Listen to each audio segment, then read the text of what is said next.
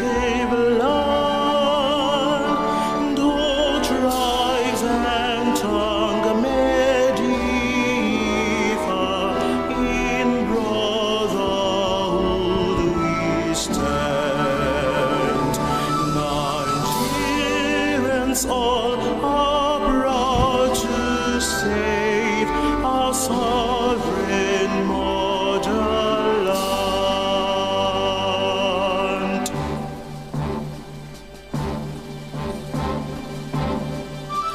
Our flag shall be our symbol, that truth and justice reign in peace or battle are not, and this we count as gain.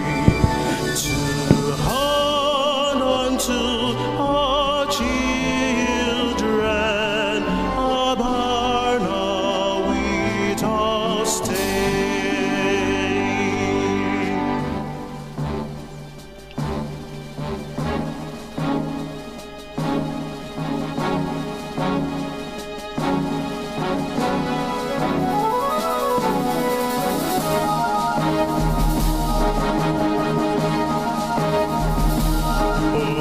God of all creation,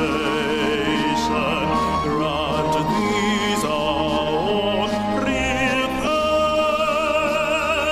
Help us to build a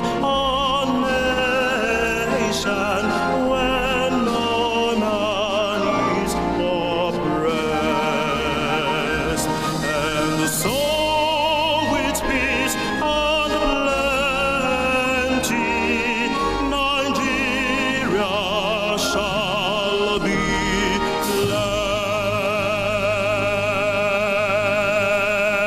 blessed. Thank you very much. You can have your seat. I believe with time, everyone will get used to the anthem, right? It's almost about 2 months since since it was restructured back to the previous anthem. All right. Right away, while we'll expect more guests to be around here, and I would like everyone to, you can fill in the gap between your seats, so it's not so scattered. Thank you very much. Thank you. Okay, so right away we will be going to the welcome speech by our Executive Director of CELSA. That's our Center for Legal Support and Inmate Rehabilitation. Please make welcome as you clap your hands. Joke Alade Somi. Thank you.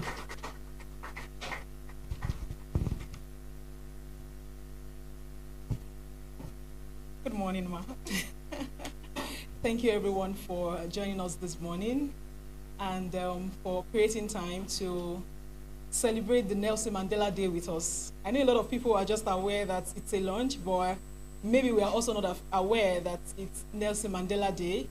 And when it comes to the prison, when it comes to education, Nelson Mandela, it's just is a global icon that all through his lifetime emphasized on education for all and primarily for incarcerated individuals. Before I proceed, I would just want to confirm, because we have other network members from different jurisdictions joining us. We have some of our colleagues from Argentina. I know we have from South Africa. We have from Kenya, just to be sure that they're part of the conversation, because it's going to be very encompassing and we want to be sure that they can hear us, we can hear them, and we're picking the right learning at this event. Can you hear us? All right, you can. Kathleen, if you can hear me, can you say hi? MT, if you can hear me, can you say hi? So permit me to just do a little bit of the MC's work. It's just to be sure that everyone is being carried along.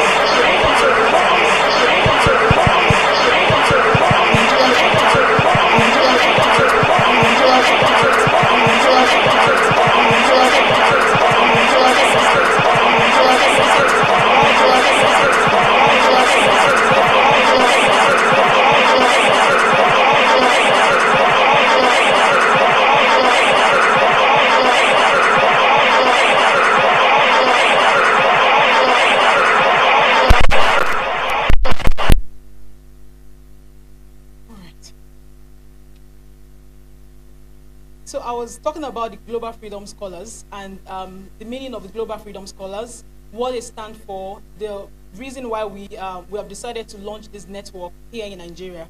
So the Global Freedom Scholars are actually individuals who have been impacted by the justice system, but in the course of their incarceration, leverage on the powerful tool of education to bring about change in their lives. And now that quite a lot of them has been reunited into the society, are using that same tool to transform not just their lives, but the society at large.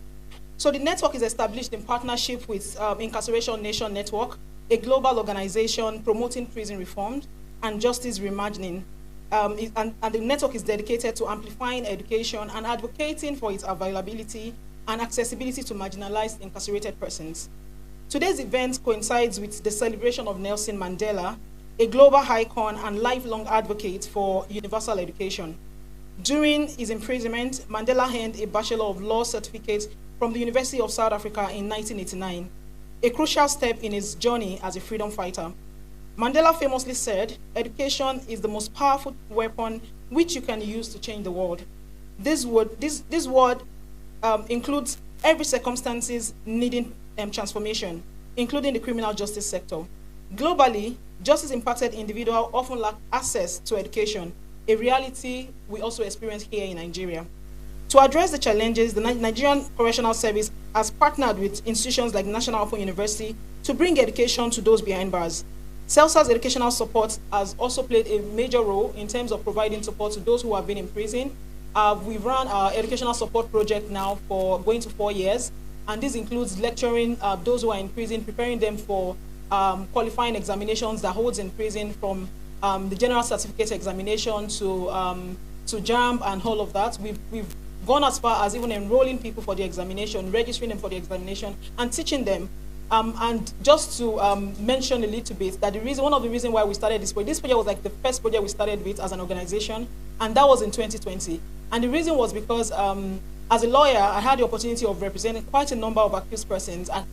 And in the course of our conversation, I saw that there was this zeal to maximize the opportunity of, to maximize their incarceration, let me put it this way. You know, since they do not have the power to leave, they do not have the power to cover their own part at that particular time, a lot of them actually wanted to take part in education, wanted to register for courses, wanted to go to the National Open University. I was in a conversation with some of our beneficiaries and some of our scholars, and they shared their educational background with us. A lot of them had to use the opportunity they had while in prison to embark on education, take up a degrees and all of that. And that has been the core aspect of our work, advocating for education for incarcerated persons, making it accessible and making it available. CELSA's educational support project supports secondary and post-secondary education in correctional centers, enrolls incarcerated students for national examination, and provides educational resources. Today's event brings together various stakeholders. Like I already mentioned, we have people who, you know, they are major stakeholders when it comes to education for those who are in a correctional center. I've recognized the National Open University that they're actually doing a lot, and also the Nigerian Correctional Services, and also individuals and our friends from the Ministry of Justice, Ministry of Tertiary Education, and quite a couple of other government agencies are present in the room. And the conversation this morning is just going to be to look at where we are through the lenses of those who have been directly impacted. So we're going to be hearing conversations from people who have lived experiences, people who were in the prison and they had to take advantage of education. We're going to hear about their struggles, and we're going to plead in advance to our officers and also the National Open University that you receive the conversations with open mind. The major thing is, for us, one of the greatest support we've received as an organization has actually been from Nigerian Correctional Service. They've been extremely supportive to our work. They've been open to some of the suggestions we brought to them, and we are so excited. As a matter of fact, if we come up with all these innovative ideas and we experience a roadblock from the prison, there is no way we would have been able to do it. And so today, I want to particularly acknowledge that support, and I'm also pleading that there should be a little bit of opening of mind to just listen, because this is a conversation of those who have gone through the system. They're going to be expressing some of their issues, some of their struggles, some of their expectations. But beyond that, we're also going to be bringing people from across other jurisdictions, people who have also been in prison across other jurisdictions, to come and tell us about what was it like for them? What's education like in Kenya? Do they also have access to it? Where are they now in terms of in terms of accessibility, in terms of availability. You know, right now we have just the National Open University accessible to incarcerated persons. Why can't University of Lagos be there? Why can't University of Abuja be available to those who are in the prison? We need to start thinking beyond just having the National Open University out of convenience. They are doing great work, yes, but I'm sure that the agency will also agree with me that having these other institutions working together with us would help us definitely to achieve what we want to see. During the course of the times we've done education in the prison, I can tell you that we've also witnessed very significant change. A lot of the persons who we have interacted with, who are here in this room today, and several others, you know, when they come out of the prison, their lives are usually a lot more easier compared to those who did not take advantage of that. So we're trying to look at it from their lenses. What are their struggles? What are their suggestions? What are their recommendations? What would they love to see? And most importantly, we just want everyone to have an open mind in the course of this conversation. It's not a gathering for stigmatization or discrimination in any way whatsoever. These are people who have overcome their fears, who have gone through very difficult and dark times, and they are leveraging right now on their experiences to advocate for others who have been impacted by the justice system. So I urge everyone to join this conversation with an open mind and look forward to an insightful discussion. Thank you very much.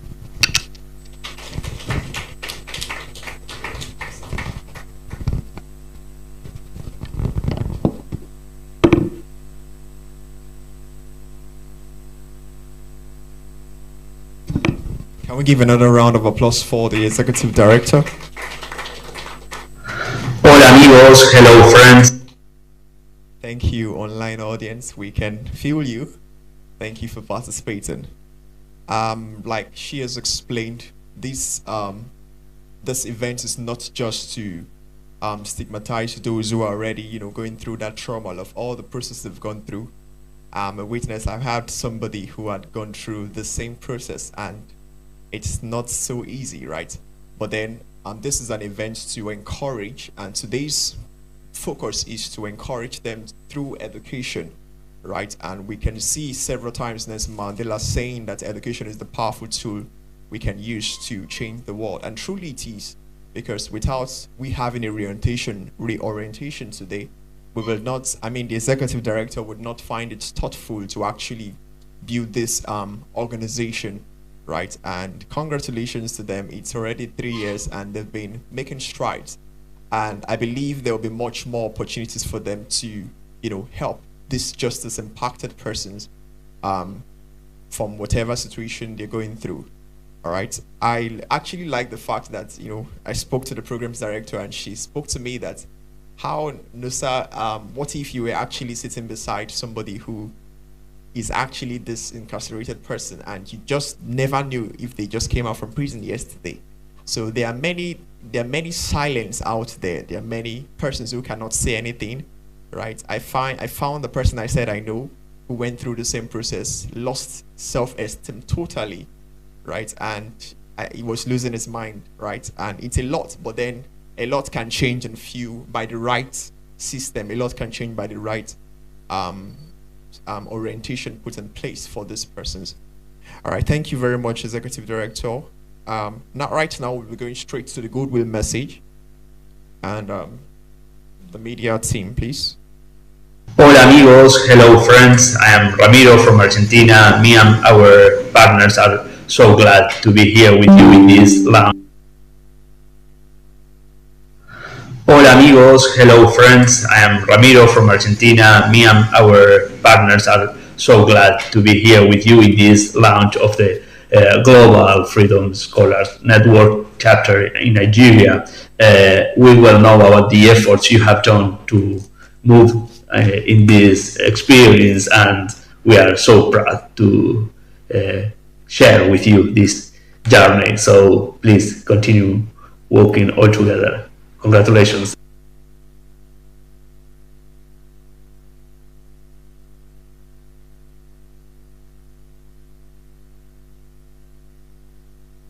Thank you very much for that.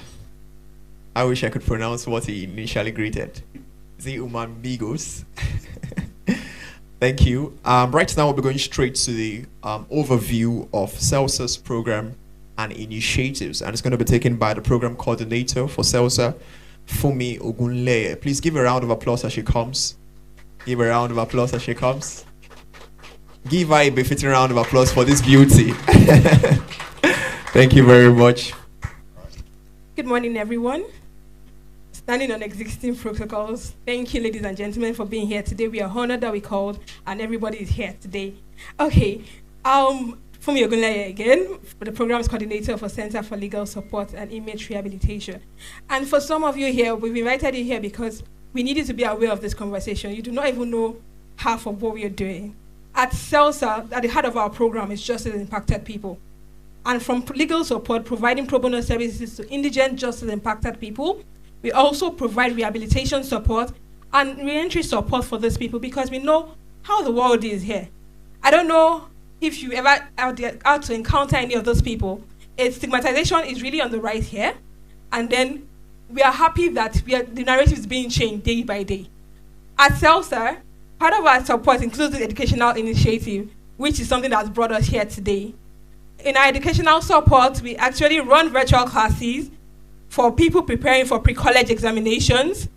And also, we also help to enroll those people into getting into the National Open University, because that is what is available, like my boss said initially. Also, our prison library project actually runs across 6 correctional centers in Lagos, making books very much available to people in incarceration, because we believe that books helps to expand the mind beyond the walls of confinement. With books, you're able to explore. With books, you're able to change your narrative. With books, you're able to change your life as a whole. Knowledge, we believe, is impact. Part of it too, we believe mental health is key to everyone. We believe that people in incarceration are not left out of this. So we have healing circles, we have counseling sessions that run for those people as well. The healing circle is supposed to be a community where these people can embrace the reality, be in touch with themselves, and of course forge ahead in life with people that have gone through the system just like them. So it's a safe space for them to come out. And we have, last year, most recently, we actually launched the first of its kind halfway home for formerly incarcerated women in Nigeria. So this is a transitional home for women who have been to the correctional facilities. They are out now and they're trying to get their lives together. So it's a transitional home where they can stay about 2 to 3 months, learn skills, get equipped, and become self-reliant, independent women when they come outside. All we're concerned about is how justice impacted people can reintegrate properly to the society. Because I say to you that whether you like it or not, if these people have served their term, the term will be completed and they'll come to the society. So as a society, what are we doing together? And we do not thrive by ourselves. We are an NGO, so we thrive in partnership with everyone here, people like you here, supporting us, encouraging us, and creating a pathway for these people. With your support, we are able to change the narrative. We are able to create a saner society together. We are able to make a better community and be an inclusive one, even for justice impacted individuals. I'll say to you, please enjoy the rest of the program today. Thank you very much.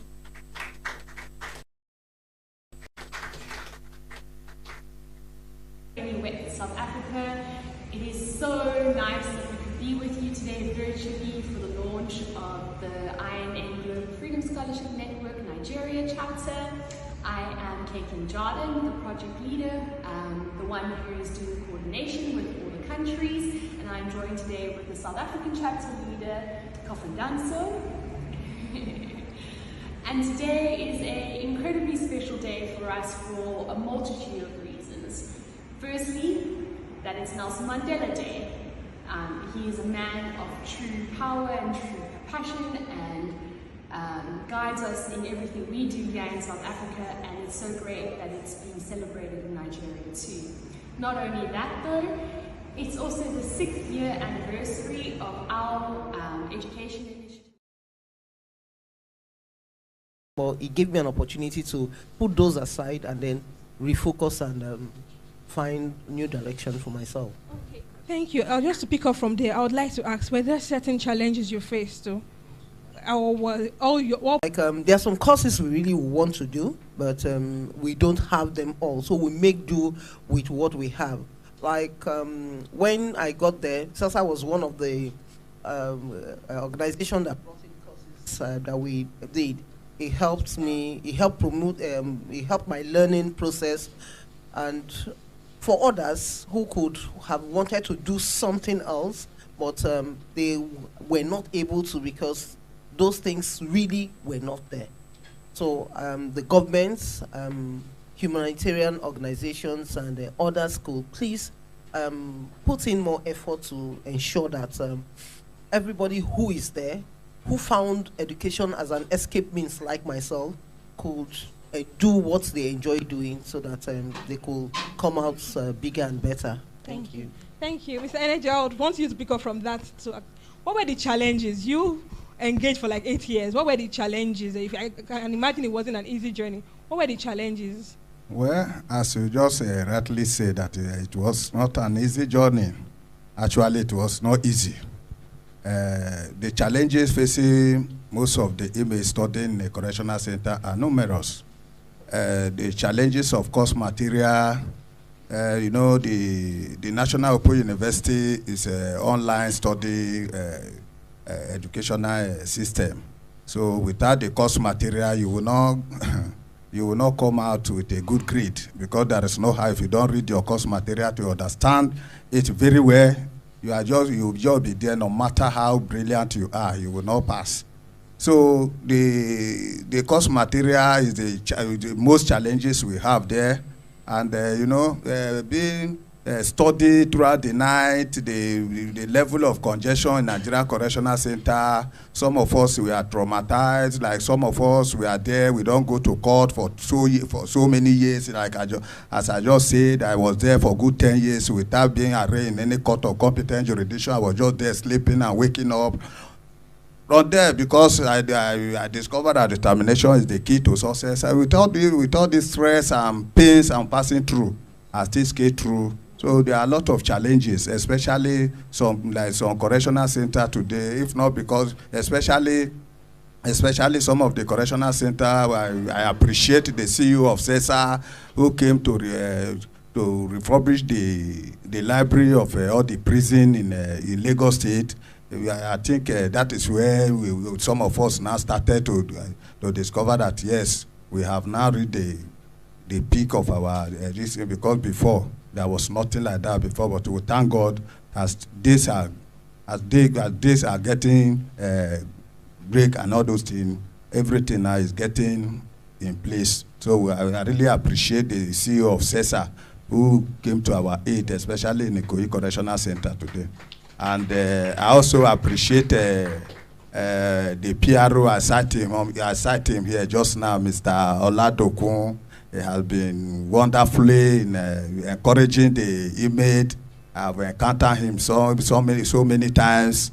The way he encourages us, I think I can say, in fact, he's my mentor among the correctional officers in the Ikoyi prison. Anytime he came, I will always tell him. I always tell him. Even sometimes we come with some the member of Ministry of Justice on plea bargain and sensitization on plea bargain of a thing. I will pick a mic and I will ask questions. You see. But today now, I thank God I can see him in the free world now. So I thank God. I really appreciate him for being there for me.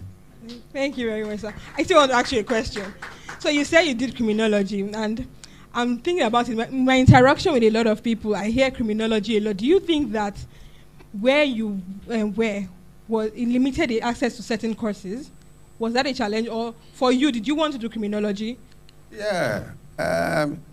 Before, when I heard that National Open University offer criminology and security study as a course, I was so happy, because I'm an asset protection expert. Before being incarcerated, I was a police officer, a good investigator. Find myself in behind bar. I use that as an opportunity to study criminology and security study and when I was there, I see a lot of people just like what I passed through. As I told you, I was there for good 10 years without being arraigned in any court.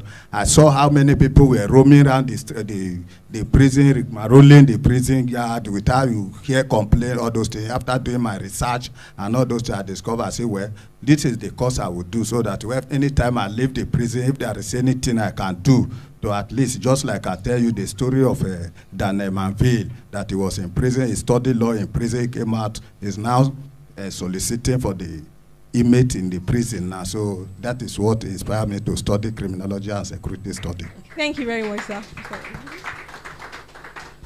Mr. Adele, what would you say about this same question too? Do you think that there are limited access to the courses people can take while they're at the correctional center, or is because of their circumstances that they choose certain particular type of courses? Well, Stephanie, thank you. To me, I think I don't think there is any mix of limited aspect to it, because it all depends on individual. Like me, I study peace study and conflict resolution, PCR. You know, National Open University makes all courses available. They made all courses available, and if you are, it's just for you to choose the one you want to go for. Though there are some course materials that are not really much available, but the truth is that there are still a lot of materials available, and we make use of what is available. So like me, in peace study and conflict resolution, it's, in fact, I really enjoyed it. I don't think I have any difficulties in studying that course. Though there are some, you know, the only challenges I think we do have, I want to believe that all of us do have, is that, you know, particularly when we are preparing for our TMA, you know, you need to get back to the inner room. You need to get back to the cell and still study more. But because the place is congested, because the place is filled up, sometimes, you know, noise here and there, you get distracted. You cannot concentrate really in that manner. Until the next morning when you are being opened up, then you can now move to the school, to the church, to see how you can study. So, to me, I think the courses are available there, and I don't think it's just determination. It's just determination. The moment you determine, like me, I understand that this is a phase of life. As a soldier, I'm a military personnel before the Northeast troubles, and getting there, seeing National Open University, I see it as fortunate for me. I'm so happy about it. That wow, thank God. As a soldier, I tried many times to get enrolled into the system while I was serving a plateau state. But you know, today they posted you here, you cannot continue. But getting to Kirikiri maximum prison, and the place is made open for all. And the moment I apply, by God's grace, I already have my O level. I apply, and the management of National Open University, they are there, and it's not difficult for us to access. So I appreciate God, and I also want to thank the prison authority. In fact, Nigerian government authority. The truth is that they are doing well, because according to the story we heard before now, it is difficult. It is very, very difficult. According to the story we were told, but now at least we could go there. And I went there as an O level, and I came out. I came out when I was writing my 200 level exam, and I came out. I still have the grace to continue. So, like presently, I'm supposed to have put in for my master. You get, but you know, when you come out of prison at first, sometimes, you know, you need to find your balance. Yes. You need to find your balance. So I will also appeal to Nigerian government. I will appeal to the National Open University. I will appeal to all the NGOs to please, when somebody who is about to round up, somebody who is in a 300 level, you get 300 level, and he got his freedom, he should have the grace to continue. But what we are saying is that after you are out, you are not, you don't really have the power, and that person does not have anything to fall into when he went out, when he goes out. So I pray God will help us in Jesus' name. Okay, thank you very much, sir. Mr. John, for you, what were the challenges like? And I also want to ask you too. So for other people, because there are a lot of people that do not embrace education. I understand the challenge is different. You're going to court, you're thinking of your case, you're trying to find a lawyer. There's all that challenge going on, and somebody else decided, well, I want to go to school in the midst of this. What do you think was the major challenge that put people off from even embracing education while you were there? And for you, what were the challenges to studying What were the challenges you encountered in studying? Yeah, okay. The challenges I encountered, for me, number one, accessing gadgets. We use systems, for our TMAs. And we were fortunate enough to have someone that had a laptop. So we applied to the authorities. They allowed the laptops into the library, though it was monitored. They provided modem. So I appreciate the authorities for that, because they always supervise the former medium facility welfare in charge, Mr. Jimo. He helped to supervise to ensure we always meet up with our TMAs. At some point, there was a time I missed my TMA. All the way from Kirikiri medium prisons, they took me to Ikoyi to make up for the test. So I was just fortunate to get that, because I went there alone with the officer in charge. They took me. So because of the support, they supported us. And that was why they had to take only me to that place to make up for the test. And I made the exam. So the challenges we are facing, aside from gadgets, course materials. I had the opportunity to get course materials because I had a cousin who is studying the same course with me. A year, my senior from outside, so he brings in course materials for me. My own course is criminology, and if he brings the materials to me, after using it, I give it to my colleagues and other people. I donated my materials to the library. But then, some other people that had the mind to study, some courses, it's just because of the course material they could not go for what they wanted to study. Because if I had the opportunity, maybe I had funds to support, maybe send out for people to print for me and stuff like that. Some people don't have the opportunity. And that weighs them down, It wasn't encouraging for them to, want to come in. Because I've seen some people talk to me about Open University. They said they want to study a particular course. Yes, it's in the curriculum, but they cannot go for it because of lack of course materials. So, but then, we had to relate with some of the staffs, because some of the staffs too, they're students of Open Universities. So we talk to them, they talk to their colleagues at their study centers. So they bring in materials to help us in the facility. And that was what encouraged other people to enroll too. Okay, thank you very much. Still staying on you.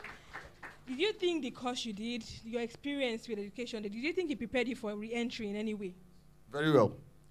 Okay. Very well. Please enlighten us a bit on that. Okay, fine. Just like I said, I've had that passion, I want to say something. I only had O-level when I got to the prison. But coming out, I came out with a BSc. At least I have something to write in my CV. I have something to write in my CV. And to the glory of God, the job I'm having now, it's because of that. I studied criminology, and I'm working as a security firm, as an operations manager. I got the experience from my job down to the prisons, and it has helped me, So for me, I feel when you embrace what you have in mind, no matter the situation, just put it in front and you achieve it. Thank you very much. Mr. Suji, I know you mentioned earlier while we were talking that you acquired a number of certificates. I would like to know how many though.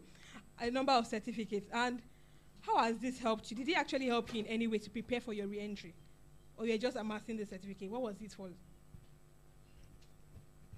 I so much appreciate these questions. Well, the most of the certificates that I acquired in the course of my incarceration at Ikoyi Correctional Service, precisely, they have really helped me. Because just as I told you then, prior to my coming to prison, I had lost all my certificates. that means then that I lost all hope of adapting when I shall have gotten my freedom. Then eventually I saw education there that I engaged.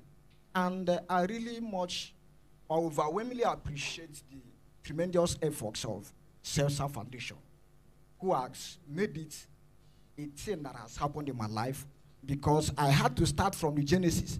I had to write to sit for WAEC, where I made 8 credits, English and Maths, all through. Then I also sat for JAMB, where I came out at the best at the correctional there with 286 marks, scores. So, during which, after having me prepared by all this, then I now got admission to read primary education, where I am now a 100-level year student of National Open University. So, for the 6 years spent in incarceration were all positively impactful for me. Because that which I hadn't gotten, I had lost as a result of ill fate.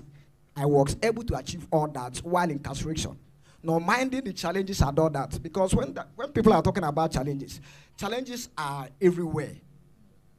Challenges are everywhere, both in the free world and in prison. But it now boils down to the principal person of yourself, what you want for yourself. You understand what I mean? I haven't gotten all these things. In fact, they've been able to have given me a safe landing in the free world to reintegrate. You understand?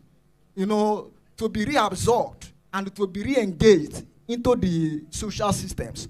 You understand what I mean? What would have been my fate if I hadn't gone for this? Coming out of prison with no credentials. It would have been mind-boggling. You understand? But by the provision of this, by Providence hands anyways, I've been able to have, I said, I can go apply for social work, Presently, University of Ibadan, part-time, consultancy service just employed me as their English teacher. You understand me? It is as a result of this. And some of the other things that I was able to do then, because I good at in one of my officers is there. You know, I got myself engaged because prison is the only place that you can think broadly. Because nothing bothers you apart of your freedom. You understand what I mean? The world has given up on you. So it's now for you to settle down and discover your potential, your latent potentials. So I did that. I went into reading. And by the virtue of the instruments, and the equipment and the instruments, educational resources provided by CELSA Foundation, I was able to come up with some books. I wrote The Vanity of Crime in Prison there, and then I wrote The Set Time, and also wrote The Court of Lilliput, The Court and Posh and Court. So they're all here, the plugs are here, and they're very, very interesting. That will say, even if I were not employed by any sector, I can get myself employed from the content embedded in me by the Almighty. You understand? So that about that, the height which the men of great reached and kept, really not gotten by sword in flight. You understand what I mean? So challenges prepares you, builds you. Hardship, there's never a great man under confidence or luxury. So it is under hardship that you can discover yourself, so that you can have a story to tell to the world, and they will emulate you. That is that about that. So that's what I'm saying in essence. Thank you very much, sir. You're welcome. I'm still staying put for you. As a scholar who was able to back 286, it might seem very easy for you to get into the National Open University. Do you think there are challenges for people that also went through the same hurdles, they did GC, but were not able to get that cut-off mark? Do you think there are challenges of forgery for them in the correctional facility? Forgery? Yes, because we know now that it's just now that it's made available. So people that do not get up to the cut-off mark for now, do you think there are challenges for them, and do you think there are things that should be put in place to help these people? Yes. Well, sometimes most of the scores, no matter how high they are, or you score them, the moment you are out of the prison yard and peradventure you don't have what it takes to get to get enrolled in your school of choice, you understand what I mean? It becomes more or less an irrelevant article. You understand what I mean? So most of there were other people prior to now that even got higher than me, but they couldn't use it. My own now is just lying there. And there are other people there who are making exploits, but they can't make it because they have been held in that Plato's cave. You understand? So there's no way off. It's only to make sure that you are something. You have something to give to the society when you come outside. It's not.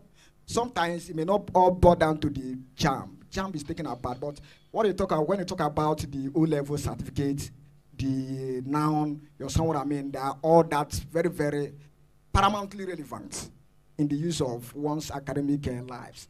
But when you talk of JAMB, it stays there unless you're being released prior to your getting admission. That's what I'm saying. Okay, so if I'm getting what you're saying, JAM, of course, because it's yearly. Yes. After you do it once, if you're not out at that point, it's not useful to But you anymore. Why participating in this, more or less my very self, is because of the great passion. You know what I mean? The vehement passion that I have to, you know, spread my tentacles across all layers of educations and all that, so that I've been able to, I'll be a person of value when I get out. You know what I mean? Because no education is gain legs or pay legs.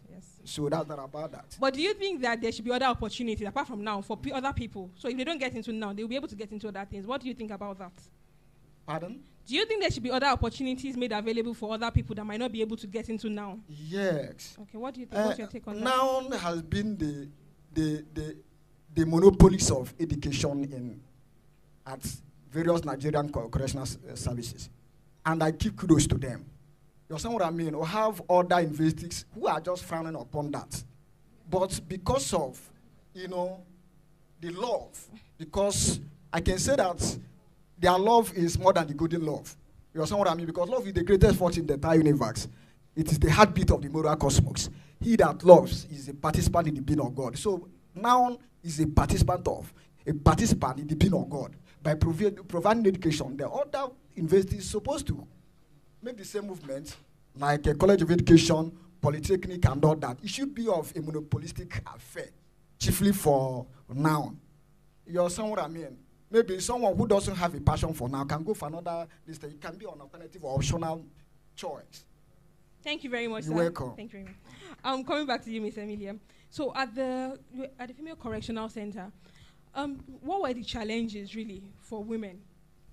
What were the challenges? What do you think should be in place to actually make education more something like a comfort zone for them? Because I understand to a level that you're juggling, thinking of family life, now thinking of the women that have kids, especially outside, thinking of juggling family life, thinking of the court cases, thinking of when you'll be released, and then maybe there's a particular limitation to the extent you can further. That's because you're already narrowed to just one particular choice. What do you think should be put in place to actually make it a soft landing for these people? To be truthful to you, education is a choice. Education is something you make up your mind you want to do. In the correctional center, I have to be truthful. Many things are put in place. It's just choice. It's just your choice. You want to do it. The facilities are in place, but we have reluctant people who, you understand, are not taking advantage of it. But despite that, there are some courses, like Mr. Suji said, there are some courses that are not in the Open University, and people who want to take such courses. So there are limitations, you know, when it comes to courses people could take. That's one of the things. There should be, now should not be a monopoly in the correctional center, like he said. Other universities should be given opportunities where people can, I want to go to UNN, I want to go to UI, because there are some courses, you know, that they want to do, which is not in the Open University. And then apart from the Open University, not everybody is interested in education, you know. Not everybody is interested in the open, educational center. So they will need other facilities, like those who are into technical basis. They will need a technical school. They will need people from that field, you know, to come to the correctional center for them to be able to do what they want to do, what they love to do. Like I said, not everybody is good in the educational center. So we need those technical schools. We need the business schools to come in. Like my colleagues here, I heard majority of them, they read criminology. I want to see a doctor for crying out loud. I want to see people, you know, who are doing differently from what they have done. I know it's their passion, they love doing it, but there are so many people who want to do other things, but those options are not there. Yes. So there are some people who want to do certain things, but those options are not given to them right there at the moment. Okay, thank you very much, ma'am. All right. Thank you. Mr. Enejo, so how do you think education can be made more accessible and inclusive for justice-impacted individuals? What do you think we need to do or pay attention to? Well, just like my learned colleague has said, let me imitate some like a lawyer here now. Just like my learned colleague here has said,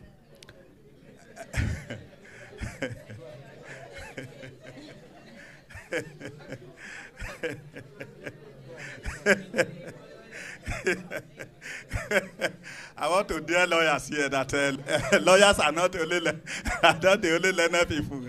So, Mrs. Fumi, you see, to make education more accessible to the inmate in Nigeria, just like Mr. Osuji has said, you know, for over 10 to 15 years now, we have never seen any other education institution in Nigeria, like other universities in Nigeria, working in collaboration with Nigerian Correctional Service, how to at least maybe like Polytechnic, like College of Education, so all those kind of things. If Nigeria want to make, if actually, as the name imply, that is now a correctional center, if they want to make everything correct, they should come up with a lot of ideas.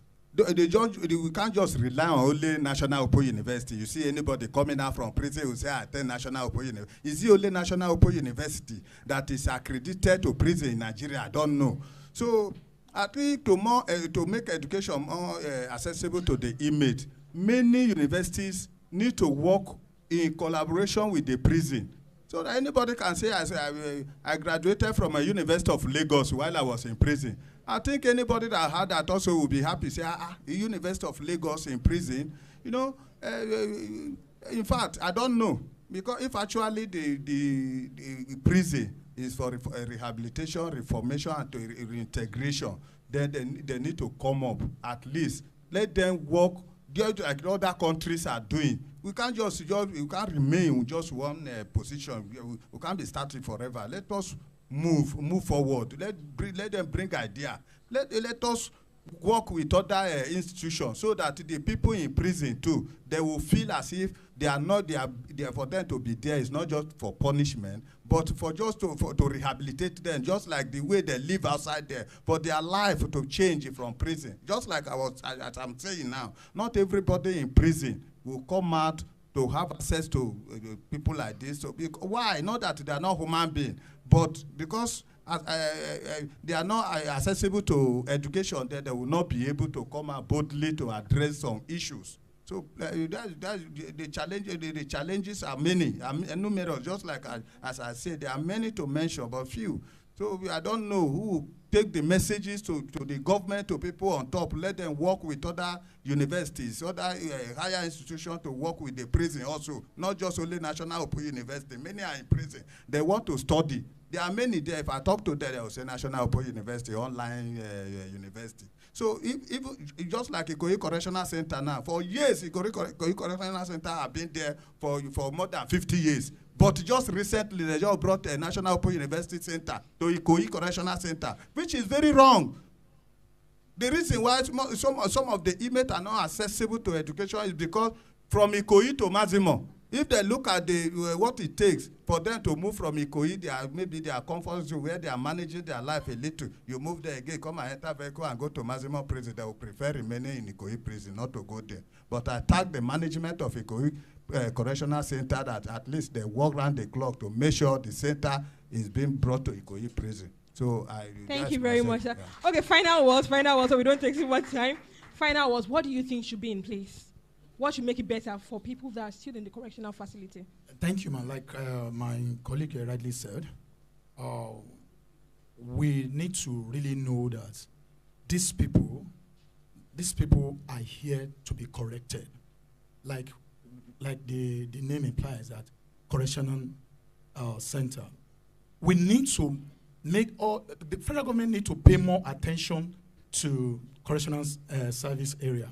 to make sure that as you come there, like, and before I go further, I want to appreciate one Mr. Agbola.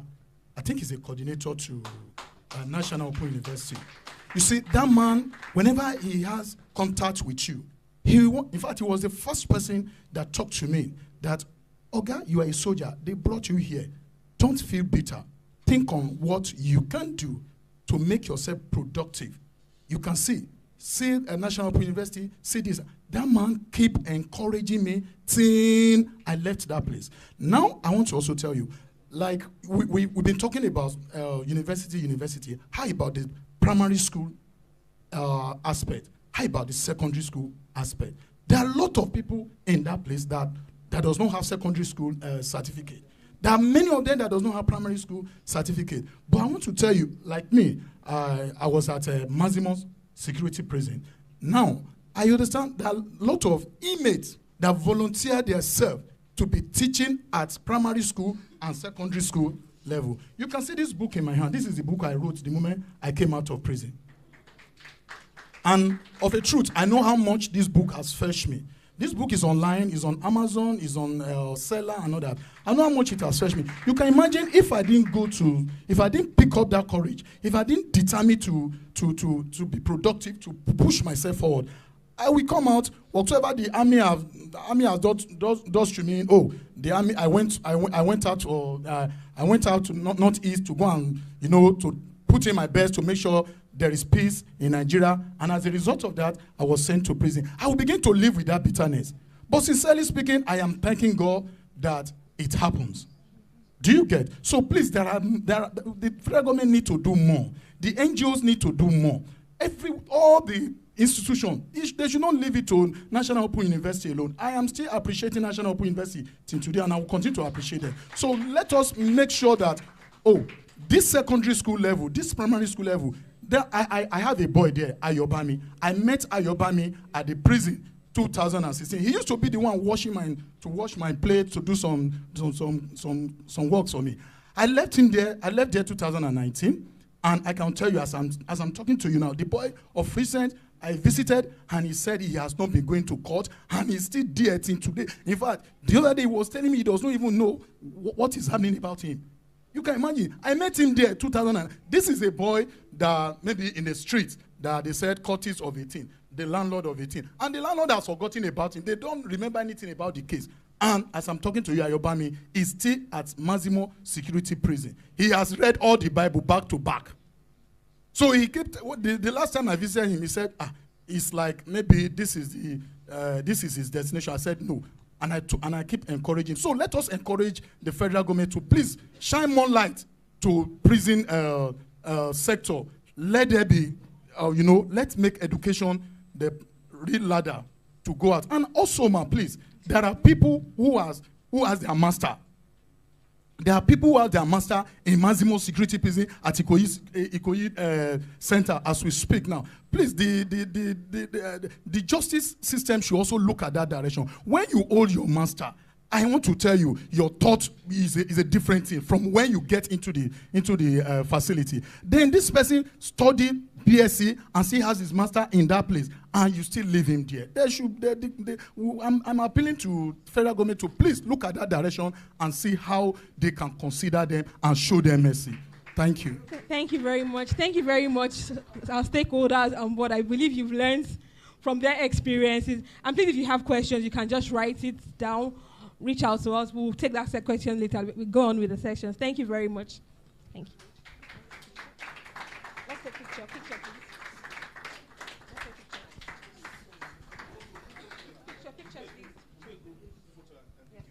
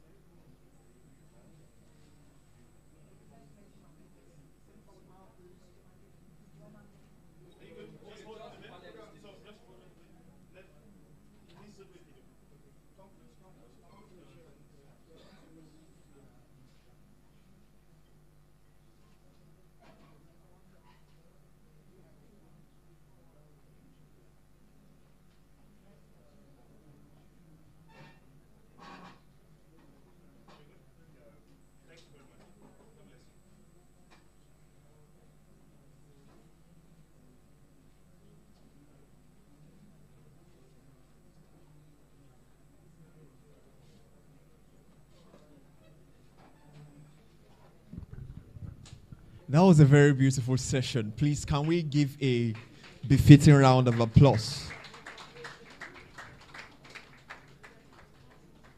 I mean, I had to write a lot. I had to learn a lot from this experience. And I was really, if not for our time, I was really looking forward for we to ask them questions, because there's so much to learn from these special people.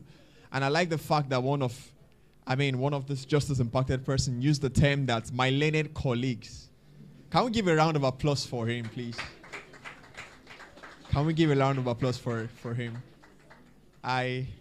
If there's one thing I saw in them is that there's passion, there is a drive for change, there's a shift in orientation. And I mean, as much as there are tiny sprinkles of discouragement, a lot of them know where they are going. A lot of them still have this glimmer of light around them for what holds after now. And please, can we just salute those officers who have been a very strong motivation to this justice impacted people? Please, a round of applause for them. Okay. Like the major charge that has been given by one of the speakers, one of the panelists, is that we need the federal government to pay attention to these prisoners. And I find it so interesting to see that how can people just be prosecuted? Because these days you find people who are just offended, and then just by their reason of influence, they can pick up anybody to be taken to the prison, right? And it's so strong. I mean, in this last 6 months, I'm actually a journalist, and I see stories like this. I mean, even my colleague, for a yet to be published story, is already been summoned to the prison. Right, you can see stories like this, and if not because we have union of journalists sleep a lot in prison, right? But then how much more maybe any person in the community, where anybody, how many much more stories that we don't know? These are the stories that we just know. But then you can see all of them having evidence that I've written this book. I mean, I've not written a book before. I've always wanted to write a book rather. But then these people have drive to ensure that this thing comes out, right? I like the fact that it's on Amazon. Please, let's celebrate them once again. Celebrate them once again. Celebrate them once again. And I got the quote from one of them that he says, when you embrace what you have in mind, no matter the obstacles, you can achieve it. All right? And that to be reabsorbed and re-engaged into the system. That is his aim. That's why 286. I'm very sorry, but I did not have up to 286. That's a stellar determination. Let's give a round of applause for them again. So our federal government needs to be concerned, because you find those people who are impacted by the justice system. Maybe they don't have primary school. I don't know how old the person he mentioned. I don't know how old he is. I don't know if he has gone to secondary school or university. Yeah? Like 4 times. And is making it. I mean, it's enough to be discouraged. But then we need the federal government to pay attention to many of these kind of cases, because almost those who prosecute them, they are forgotten. It's just like a vengeance. If you're already in the prison, locked up in the prison, it's like we've gotten what we want and we forget about the case. Many cases that are in the court that are unattended to. So it's a concern. It's a very strong concern we need the federal government to pay attention to. And we believe by initiatives such as this, we believe we are registering our inputs in this history. So they all have a story to tell. Let's give a round of applause to them once again. So very quickly, we're expecting a panel session, which is going to be promising. But right now, we want to have a presentation from the Global Freedom Scholars. This is the scholars from CELSA. And we want to have the presentation quickly. We need one of the scholars to please come forward. Give a round of applause as it comes forward, please.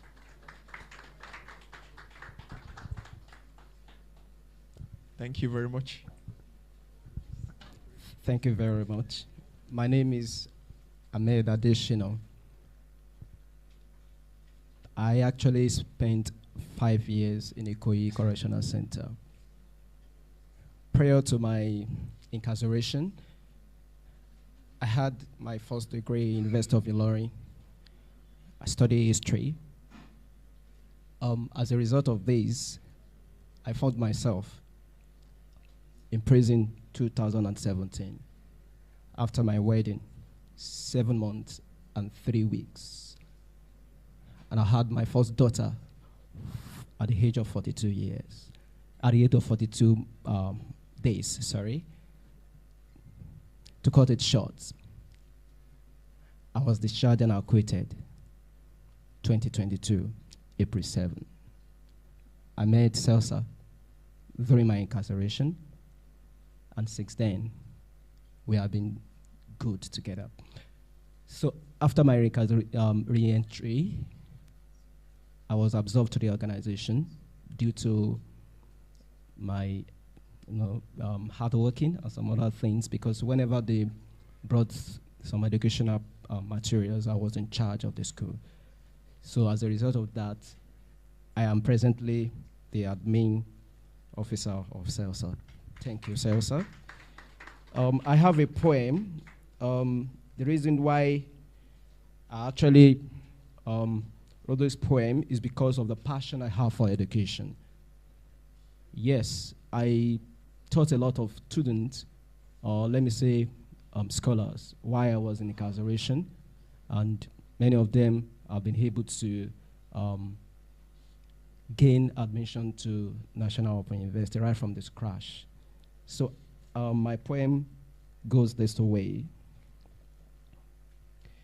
Education, a transformative tool for individuals, society, a jewel. Instead of incarceration, let's provide education and skills training, a chance to revive. Opportunities created through education, criminal activities curbed with dedication. The cause of incarceration, also high. Education a better solution, let's give it a try. Empowered with critical thinking skills, informed decisions, potential crime prevention trails, reintegration into society positively contributes, community flourishing, negativity to dilute. Root causes of crime, poverty, inequality, lack of chance, education addressing them. A long-term solution in advance, education, holds transformative, providing a brighter future, truly innovative. Thank you very much.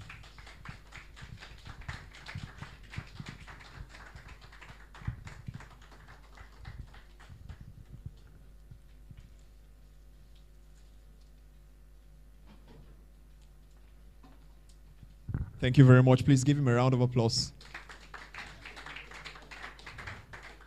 Education, not incarceration, is a chance to revive. And education is the power to solution. Let's give it a try. Please give him a round of applause again. Thank you very much. We have another scholar to give a presentation. Thank you. Thank you, everyone. I had already introduced myself.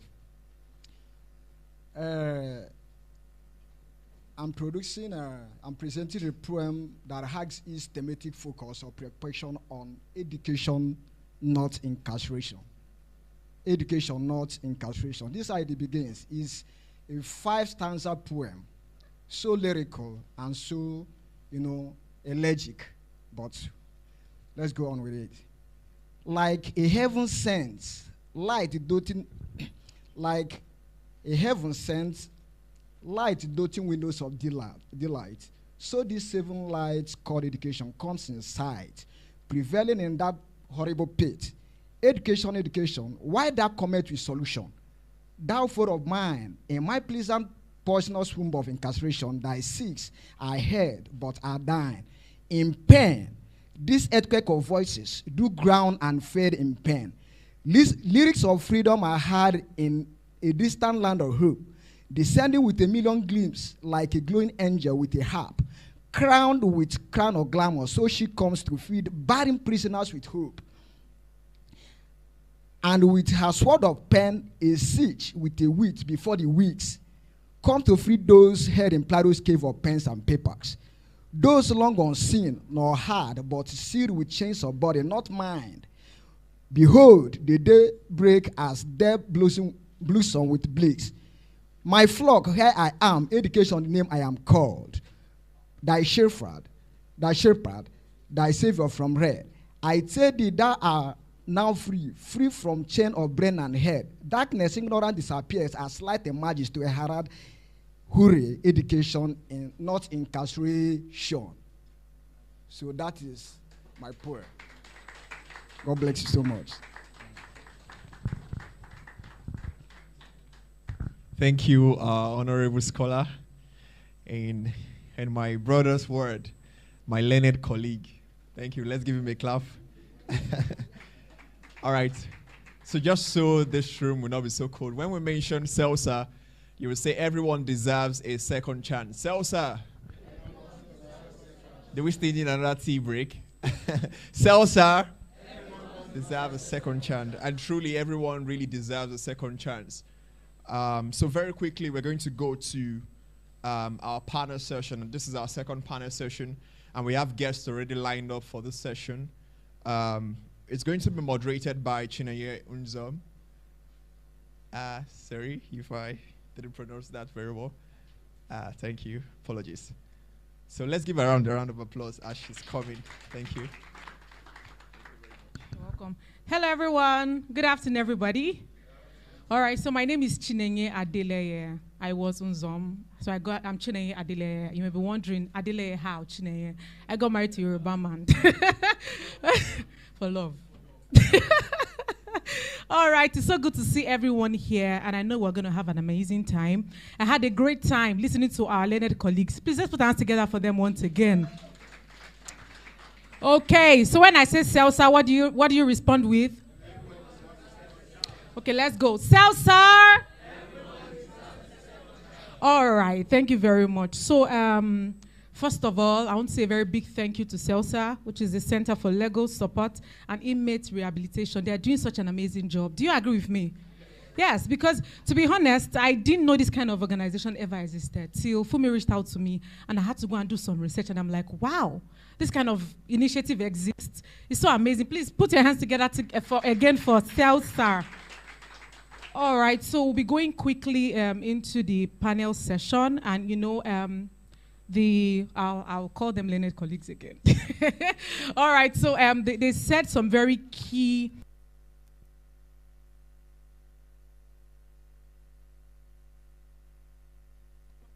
in the Ministry of Justice, human rights activists, and some people from the NCOS, right? We're going to be speaking to them. We're going to be asking them questions. And this panel session we're not just going to be doing talk. It's going to be action-based. So we want to hear from them. How can we come together? The education system, the justice system, the prison system, how can all of us come together to ensure that people in the prisons are able to enjoy free education? Today we're celebrating Nelson Mandela Day, and one thing he said is that education is the most powerful weapon that can be used to change the world, right? And we're all big on nation building. We believe that it takes one person to, it has a ripple effect. By the time I educate somebody else, the person goes to educate their family, and we go out like that. You see that everyone has a part to play, right? So I'm going to be calling on our amazing panelists. When I call them, please put your hands together for them. It's not easy to be here. And they are big people. Please, we need to celebrate them. Right? We need to celebrate them so that when they are here, they will give us all their opinions, and all of us can live here with informed mindsets, with a mindset that we can go out there to change the world, be it outside or inside them, wherever we find ourselves. So first of all, we're going to be doing ladies first. So I'm going to be calling up Dr. Modupe Adeshino. Thank you. Dr. Modupe Olakunle Adesina serves as the National Coordinator for Special Study Centers at the National Open University of Nigeria now. With 13 years of experience in the tertiary education, she has specialized in educational technology, which is known as EdTech. All right. I don't like hearing my voice. All right. So for the past 12 years, Dr. Modupe has been deeply involved with education sector of the Nigerian Correctional Service, where she has held various roles, including liaison officer, desk officer for the correctional services in Noun, and national coordinator for correctional centers nationwide. Her dedication and expertise led to her appointment as a national coordinator for all special studies centers, encompassing all formations and non-formation organizations in addition to her work in education. Dr. Modupe is the CEO of I Restore Life Foundation, a registered non-profit, non-governmental organization established in 2015. The foundation is dedicated to reformation, rehabilitation, and reintegration of inmates, reflecting her commitment to social justice and community development. Let's put our hands together for Dr. Modupe. You're not clapping, no, please. You can just stay in the second seat. All right, next on my list, I have Mr. Joseph O. Aja. Is he around? Mr. Joseph, where is he? Okay. Is he around? Is he online? Can I see his hand? Oh, we're sitting here. All right, so let's hope he comes back before we start. I'll go to the next person. We have Mr. Odusonya Olajide Abayomi. Mr. Odusonya Olajide Abayomi has been a dedicated legal professional since joining the Ministry of Justice in November 2001. Throughout his career, he has served in various capacities, including at the Directorate of Public Prosecutions and Citizen Mediation Center. Currently, he is the Deputy Director for the Office of the Public Defender, where he is committed to ensuring equitable access to legal representation and justice for all. In his role, Mr. Abayomi has been instrumental in defending the rights of individuals who need it most. He also serves as the chairman of the campaign committee for the Office of the Public Defender and heads the Criminal Defense Unit at the High Court. His dedication to advocacy is further demonstrated by his active participation in numerous seminars, conferences, and workshops. With a passion for upholding integrity, fairness, and compassion, Mr. Abayomi strives to make a meaningful impact in both legal profession and society. He brings a wealth of experience and a steadfast commitment to every case he handles. Please let's put our hands together for Mr. Odusonya Abayomi. You know, I told you they are big, big people, so better clap. Oh.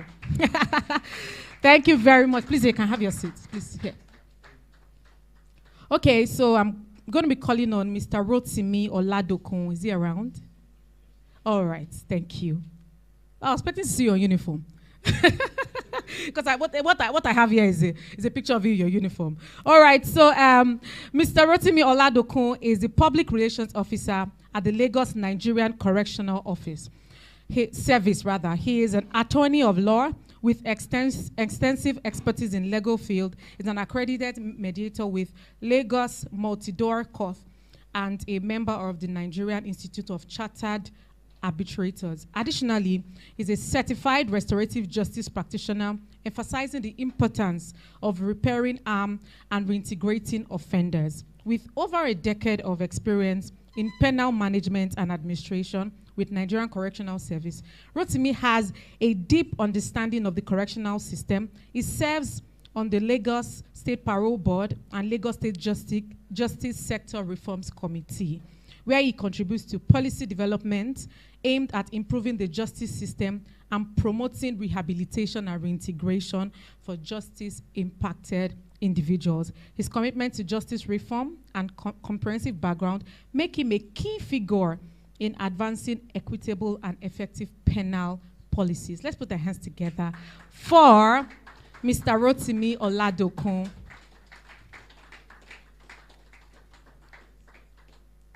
All right. So, is Mr. Joseph here already? Okay. Just a second. Is he on a call? All right. Okay, let me test if you are still with me. Sir. Oh. My people have slept. Wake up. Tell your neighbor, wake up, wake up.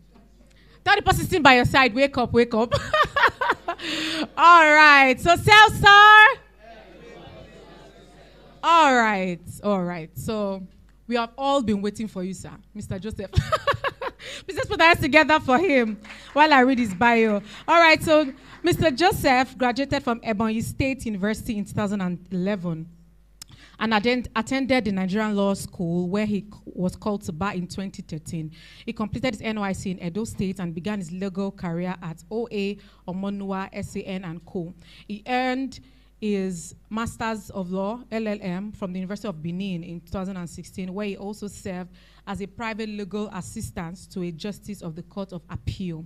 Joseph gained valuable experience working at Abib Oredola and Associates, and later joined Ken Ahia and Associates, rising to the head of chambers in 2022. He became part of Messrs. Anaje Olumide Oke, Akinkugbe, A02 Law, AO2 Law, thank you, leading their corporate and criminal litigation practice.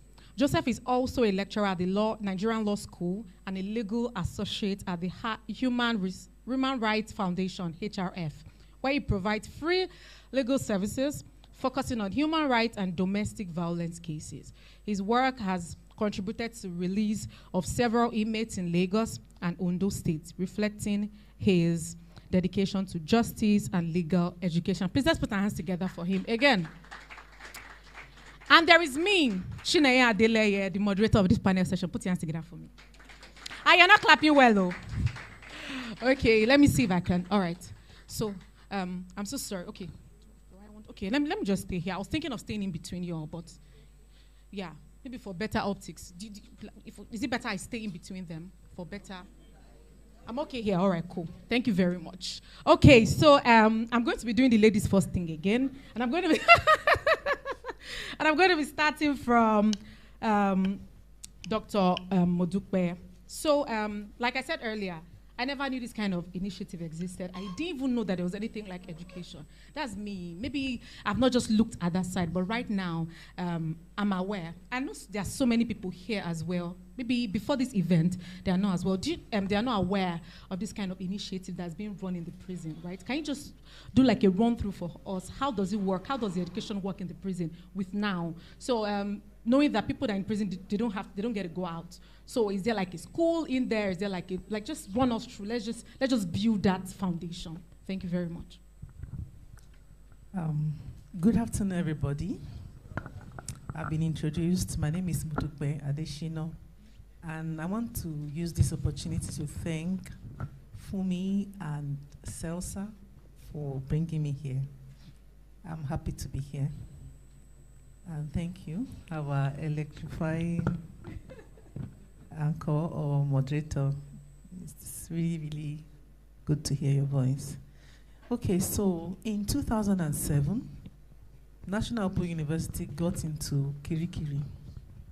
And at that time, there was no serious schooling, because what we need at that kind of place is an e-learning center to do this. I was hearing our learned colleague saying that Open University monopolized correctional center. There should be no such statement.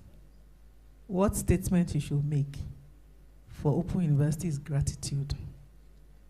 Open University is the only university that has gone beyond the walls to reach you. Open University is the only university that you can gain admission into without writing JAMB. Open University is an open, distant learning that can be experienced as a system anywhere. I went to University of Ibadan. I've been to quite a number of schools. And I don't see how UI is going to work in Nigerian Correctional Center, UI especially. So it's not monopoly. Open University made itself available. That is what it is. Yes. So for that to happen, for you to go to another university, it will mean that that university is also offering ODL, Open Distance Learning. And to answer the second question, that you have limited courses to do. I also went to College of Medicine, University of Ibadan. I don't see a way where you will bring certain courses like medicine and surgery, dentistry, physiotherapy to correctional service. It's almost impossible. I've worked with several Controller General, and I've had to be a desk officer where I sat to conduct exam, and they let out a bomb. It jumped me out of that place with my system to another side of the building. So if you bring chemistry, for example, to study in Nigerian prison, you have only showed them to make another bomb. So just in case you don't know, these are the limitations.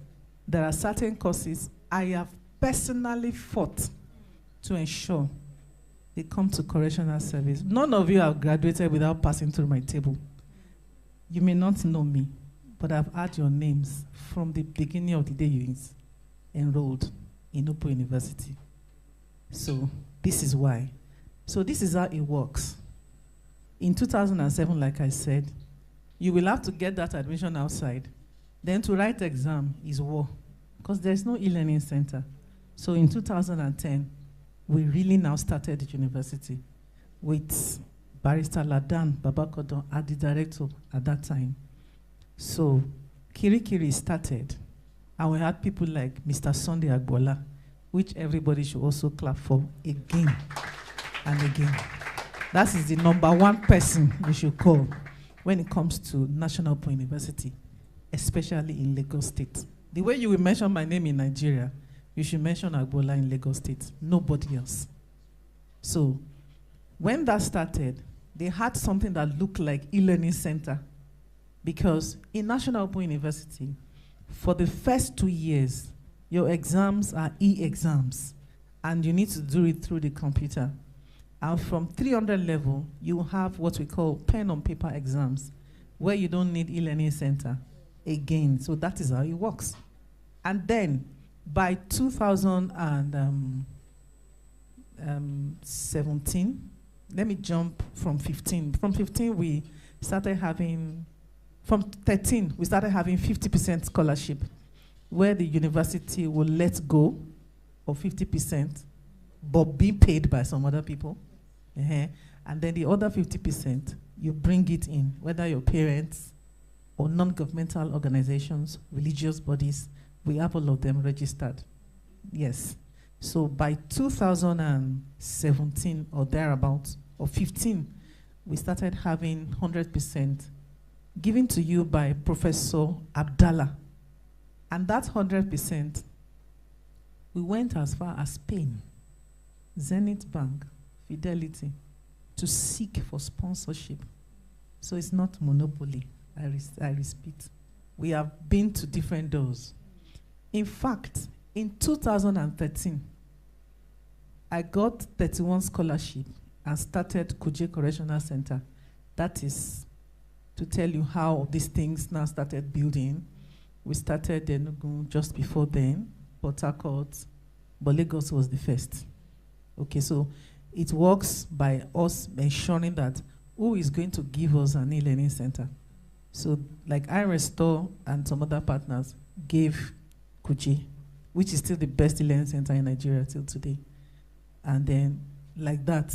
So for you to start Open University in Nigerian Correctional Service, you have to have e-learning center. Then you have to have 5 credits, because National Open University courses are accredited by NUC. So you have English, you have Maths, and 3 other credits, depending on the courses. And over time, more courses have come in, unlike before, where they had limited ones. So now there are so many courses. So after that e-learning center, and then you have your result, then we offer you admission, you gain admission. That admission comes to my table. I initiate the 100% for the inmate after I must have passed through some other, administrative things, but that is how it works. All right. Thank you very much, Ma. Please let's put our hands together for her. Thank you very much. So if I hear you well, it seems it's like now is like the funnel. There are other government, or either non-governmental or government bodies that are supporting now. So it doesn't look like now is just the monopoly. It's the only one, handling all of this. They have other backing of different companies, different organizations, maybe different schools, pushing the narrative. But it just feels like now is in the forefront of all of it. Please let's put our hands together again for now. Thank you very much. Okay, so sir, I'm going to be coming to you, right? I was doing a research yesterday stroke today, and I was able to get this term recidivism because I have heard or I've seen movies whereby people have gotten into prisons, they were discharged, they went home, and they got back again because they did a crime again. So I wanted to ask, do you think, because when I did the research, I saw that in Nigeria, the rate is now at 52.4%. compared to where it was in 2005, it was in 37.3%, right? So can we say that with the influx of education now in our prison systems, do you think there will be a change? Do you think that there is actually a change whereby the people in prison, the incarcerated people are, getting education? When they get out, they now have a meaning, they have a reason to leave. Do you think it's something that is going to help the system so that these people are not going back to the prison? Thank you so much, Madam. My name is Uduson Yaolajide Abayomi, as you rightly introduced me. You see, for offenders doing the same thing after a release, going back into the system, a lot of factors, account for that. And one of it is lack of education. Somebody that is well educated, like my learned friends that were here earlier, you see, we all heard what they said. They said they now have hope. They can now live a better life because of the education they got when they were in prisons. They now feel that all hope are not lost. They still feel that they are human beings. They can still do better. Another factor that can cause this is, the issue of stigmatization in our society. He's a prisoner. What do you want to do with him? That can be. Then, lack of proper information. Not all the people that are in prison that actually committed that offense. Some, due to circumstances beyond their control, they were just unfortunate to be around and they were arrested. But in Nigeria nowadays, nobody wants to hear that. Any employer that you have a record in a criminal record, no. We need to change our reorientation. But in a nutshell, I believe that where there's proper education, yes, it will reduce the stigma of going in and coming out and going back. Thank you. All right, thank you so much, sir. Mr. Rotimi, I'll be coming to you. I loved everything that Dr. Modukwe said earlier, but I just want to think, in the advent of technology, right, there are a lot of courses, aside from the normal school courses. There are like product management, there's data analysis, and all of these things have to do with computer and all of that. So I wanted to ask, how do you collaborate with external organizations to provide educational resources and support to justice-impacted individuals? Are there rules? Are there procedures to follow? Or can we just show up in the prison and say, oh, we are here to train them? Open the door, let us enter. So just tell us, what's the procedure? What's the step-by-step procedure, since you're in the system? Yeah, thank you very much. Good afternoon. I think with respect to education, I just wanted to point out that education within the custodial centers are on two major parts. You have the formal and the informal. You have vocational training. Also, we have ICT training, apart from the general academic training. Yeah, so the partnership with the National Open University has been a long and fruitful one. It's not, when our learned friends were answering some of those questions, it's their own understanding. That was their own perspective. But we have a lot of stakeholders, NGOs, even individuals that interact and partner with the Nigerian Correctional Service to deliver this educational platforms to, I want to call them students in custody, not generally inmate. So, and the controller trying to give fruition to the directive of the Controller General makes it easy. 2 weeks ago, I had someone that came to the office and wrote and said, I have the flair, I'm into photography and media, and he wants to impact the student inside. And I gave him a quite easy administrative process. Write an application, provide your necessary documents so the correctional service knows the entity they are dealing with. And if he checks through and we verify him, approval is given, a certain number of inmates are given, let's see your curriculum. That's informal. And so the platform is available. And I want to say, I put at it, better is better than good, but best is better. So if you look at the history and trajectory of the relationship with the Nigerian Correctional Service and the Open University, no state has more than 2 centers, but Lagos has 2. And there's still pressure because we have 5 custodial centers in Lagos to improve and increase that capacity. So we're making progress. And we also have inmates that are also doing various vocational skills. And the good thing about the partnership with the National Open University is not limited to just academic skills training. Ikoyi now, which is the second study center in Lagos, also by partnership with the Open University, they give degree, even diploma for vocational training. So you see, we're handling it.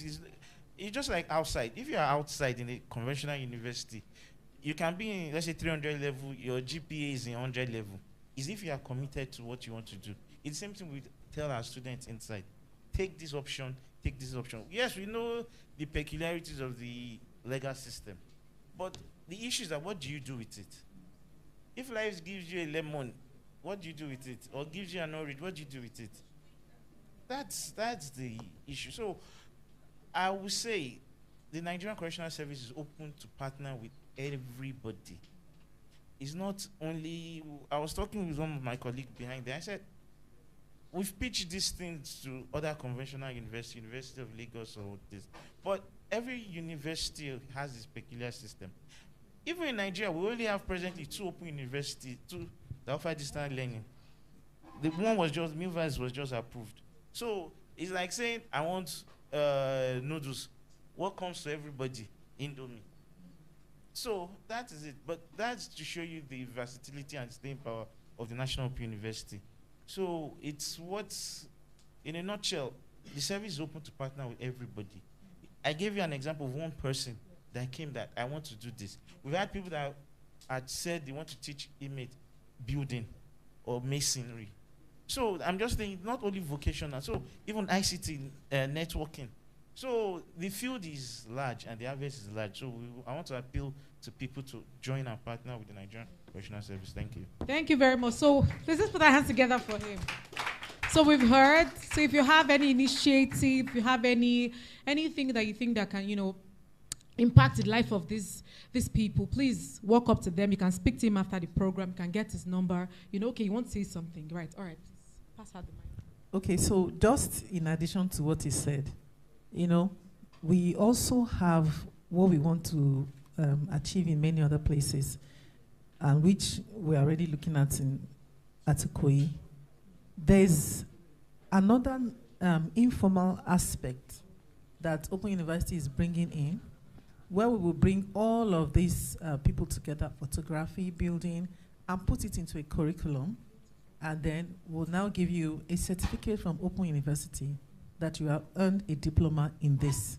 This country is a country of certificates. You can walk into certain places and say, I know how to do photography. And then what is the proof? But if it is coming from a national open university that is from the government school, how do you think they would respond to yes. Thank you. All right, let's put our hands together again, once again for now. Thank you so much, Ma. All right, I want to do a vibe check. Celsar? That's amazing. Put your hands together for yourselves. Yes, welcome, well done. All right, so I'll be going to Mr. Joseph. Right.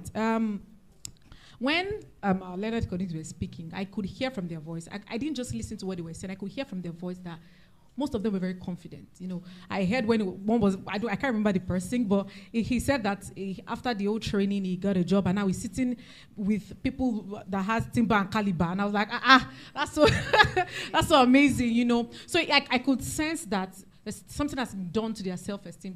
They're proud of themselves. They've been able to do amazing stuff for themselves. So I just wanted to ask, right, in your opinion, right, how can education empower these people, you know, to advocate for their rights and for their rights, and also challenge the systemic injustice? So I know that a lot of them have, they're out of the system, and some people, you know, there's this stereotype, some people will be segregating them and all of that. So how can they, you know, advocate for themselves? How can they speak up for themselves? How can we speak to them so that they can have this at the back of their mind that, see, this has happened to me, but I'm not that person again. I'm better. I've moved forward. So how can we work together to achieve this for them? Okay, thank you very much. Let me first of all apologize for coming in late. I have some emergencies related to what we are doing that I had to just... No, we understand you're a human rights activist. Thank you very much. All right, so talking about how education can be used to better or help them foster their right after the time, so to say. We have to look at, we are talking about education. Question have we asked ourselves, what type of education? And at the beginning of the seminar, I heard more about the formal education system. Maybe why we are here, I have the privilege of hearing some informal education system. So I would like us to be a bit open and look at things from a broader perspective. How many of those inmates has formal education before going? So it is when you have the number of people that has a background before you say you can build on them. And another part is to look at the age bracket. Should we ask someone that is 50-something years, 60-something years to enroll for university studies? And when he's out, he start looking for a job. Whereas some of us that are even educated and outside have so much experience, will find it difficult to get a job. So now talking about someone that's coming from incarceration and tell them, oh, I have this certificate, I want to, you know, we cannot rule out the place of bias. And that's to add to the challenges already existing. So I would have preferred if the type of education that have to be offered to the inmate are sort of like categorized. So we look at those that are interested in a policy, and I'm speaking to the prison officials now, not just a random one person, like a well laid out policy or working instrument wherein they said, okay, as they are receiving inmates, they are they are profiling them. Know that, okay, this one has this, this is his interest, this one has this is his interest. Now look at their strength and what they are interested in. You understand? Once you are able to do that, you know those that fit the formal education system and those that have to go with the vocational training. And for those, particularly for let's say the adults, aged adults that are in this system, some of them may not have the privilege of like getting a basic education in the first place. They cannot even read. So are there programs to assist those people to be able to even, if all they could achieve in the prison system is the ability to read? We are talking about the adult education. Computer training. Yes, I don't know whether we can differentiate between computer training and ICT training. A computer training basically know how computer operate, but ICT, how to take advantage of the technology. Do we really have the facility at the prison centers to impart this. So that's one. That's one. Now coming to how it will help them when they come into society. It is when I have money or I am gainfully engaged to earn money before I can say most times, oh, I want to enforce this right, I want to do that, because your first challenge is, oh, I need to find my feet. So then we now come to what kind of knowledge do I have to actually assert my right? So I will advocate that at the level of the presence, if when we are giving them the educations, let's know their capacity and let's provide a program that suits each individual. Then we'll now talk of the basic things that we can all teach all of them. What are your constitutional rights? How do you behave so that as not to come here again? Because we've seen individuals are presently handling a case of someone, he was released on a day, that same day. That same, he spent 6 years. That same day, he was arrested. And he has been for another 3 years. Thank you very much. I thought Mr. Rotimi wants to quickly Please, respond just to by that, way so of that- clarification. Our time is already fast spent. By way of clarification, the Nigerian Correctional Service is part of our policy to profile each inmate on admission. So that's why we take some of their family background, their biodata, their interest. So that's why I alluded to my earlier remark was that some are skilled in informal, and opportunity on a platform is made available. Carpentry, barbing, laundry services, a lot. Even that's why I said we've gone beyond that. Some we have skilled, there's an initiative too, we have theater practitioners amongst inmates. They train them in theater art. So that platform exists. Even as of last month, during our normal supervision, there was an inmate in maximum custodial center. I think is it on life. He made a testimony that when he came into the custodial center, I think it was 46 or something thereabout. Fine, the same feeling dejected and everything, never wanted to improve himself. But with time, because I met him in the classroom, was happy that when he came here, he couldn't read and write. He's in his early 50s now. He's still in primary school, adult education. So I was grateful.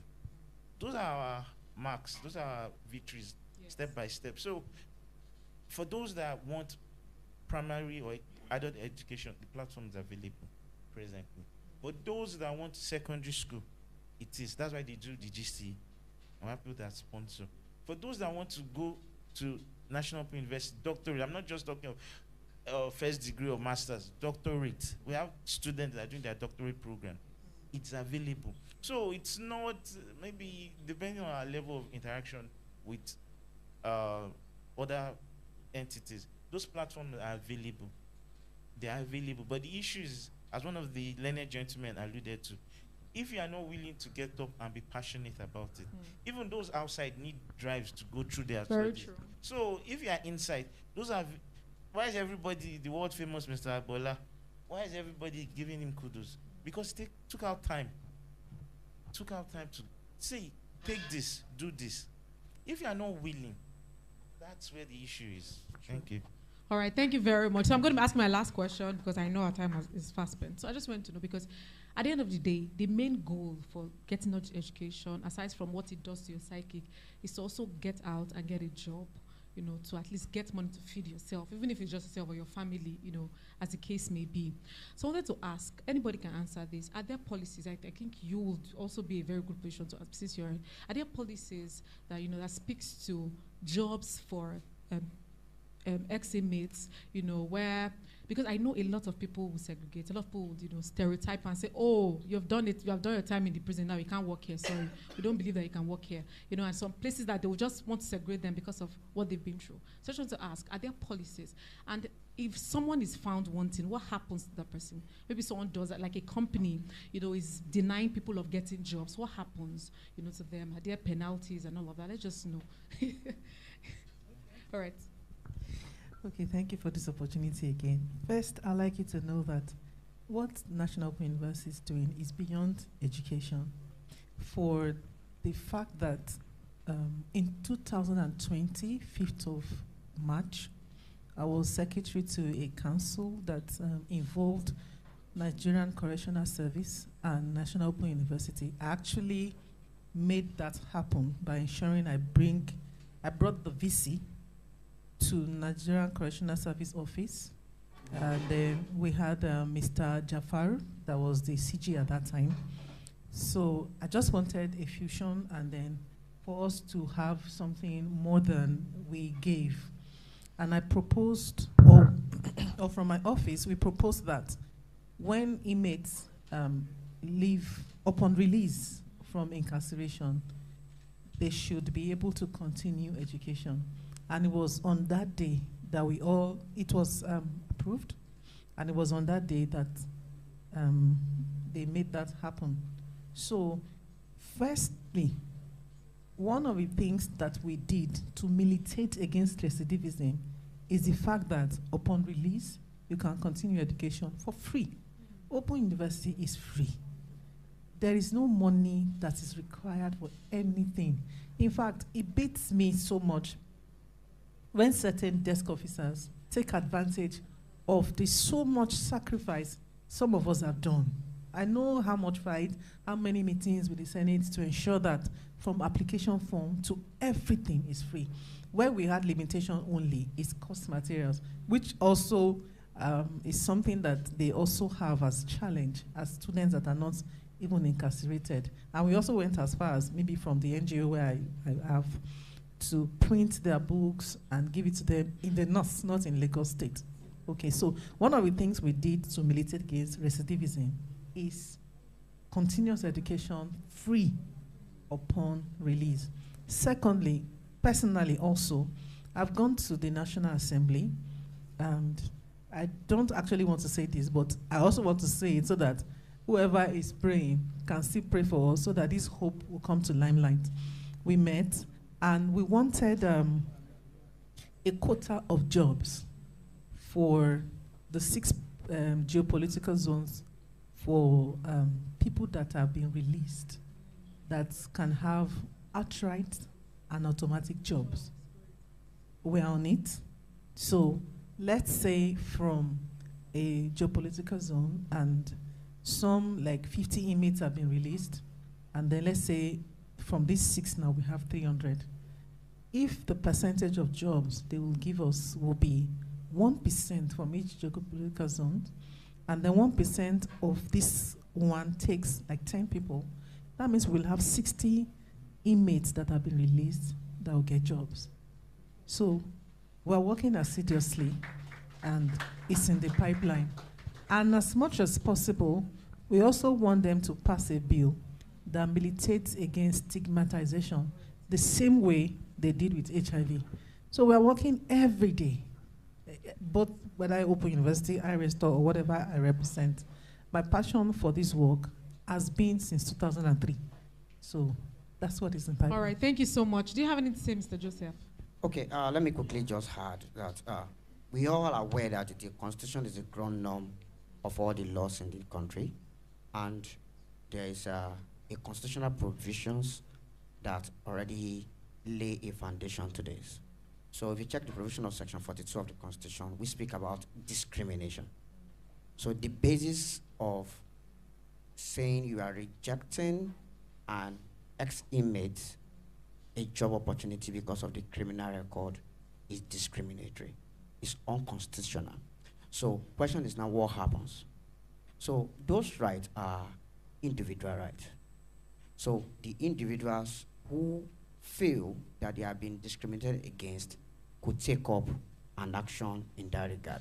And that is what HRF, we open our door, Human Rights Foundation, for that. So, but there needs to be a policy from the government that will serve as like a penal punishment, okay? So which will penalize, or perhaps maybe just penalize, or a fine on the company who commits this so-called offense if it's created as an offense. who rejects or discriminates against an inmate. In the absence of that, we may just leave it at the individual level. But the problem with the individual level is these organizations, when rejecting the inmate, more often than not, they will not tell you, we are rejecting you because we are an ex-inmate. But that means you have nothing or nothing to base your course of action. They will just outrightly reject you. But perhaps you will now see that they have employed someone with less experience, less qualification over you. So at the end of the day, we need like a holistic government policy to arrest the situation. All right, thank you very much. You want to say something? Okay, well, sorry, before you go ahead, if you have questions, please write them down on a sheet of paper. You can just pass it to, okay, you can pass it to Winnie. He's waving his hands. So just write it, so we can just take 1 or 2 questions. Thank you very much. In respect to what you question, by virtue of the new Nigerian Correctional Service Act, the Nigerian Correctional Service issued a fit and proper certificate to discharging inmate. This is a form of referral to prevent stigmatization. Like a certificate that this person is a fit and proper.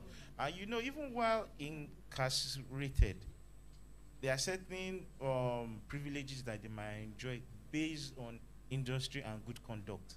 So there is a process to make sure that they are well catered for and taken care of. With regard to discrimination, fine, we are not unmindful of the happening of society, but as my colleague said, a person can bring out action if he feels that he's being discriminated against. I think it's time we challenge and expand those boundaries. You make laws not only by what the National Assembly says, you also have precedent and judgment.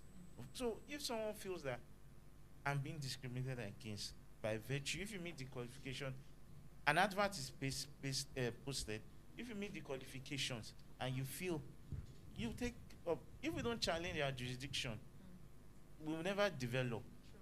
I think last week we were celebrating the Nobel laureate, his 90th birthday.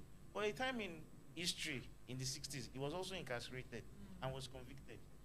Did he have that, suffer those discriminations? We are celebrating Nelson Mandela. He was also incarcerated. So the issue is, what I would want to urge everybody is that if you feel, contribute your own quota by expanding our laws. We may not, yes, government policy is good and everything, but sometimes, if we don't challenge and expand those boundaries, we'll just be waiting.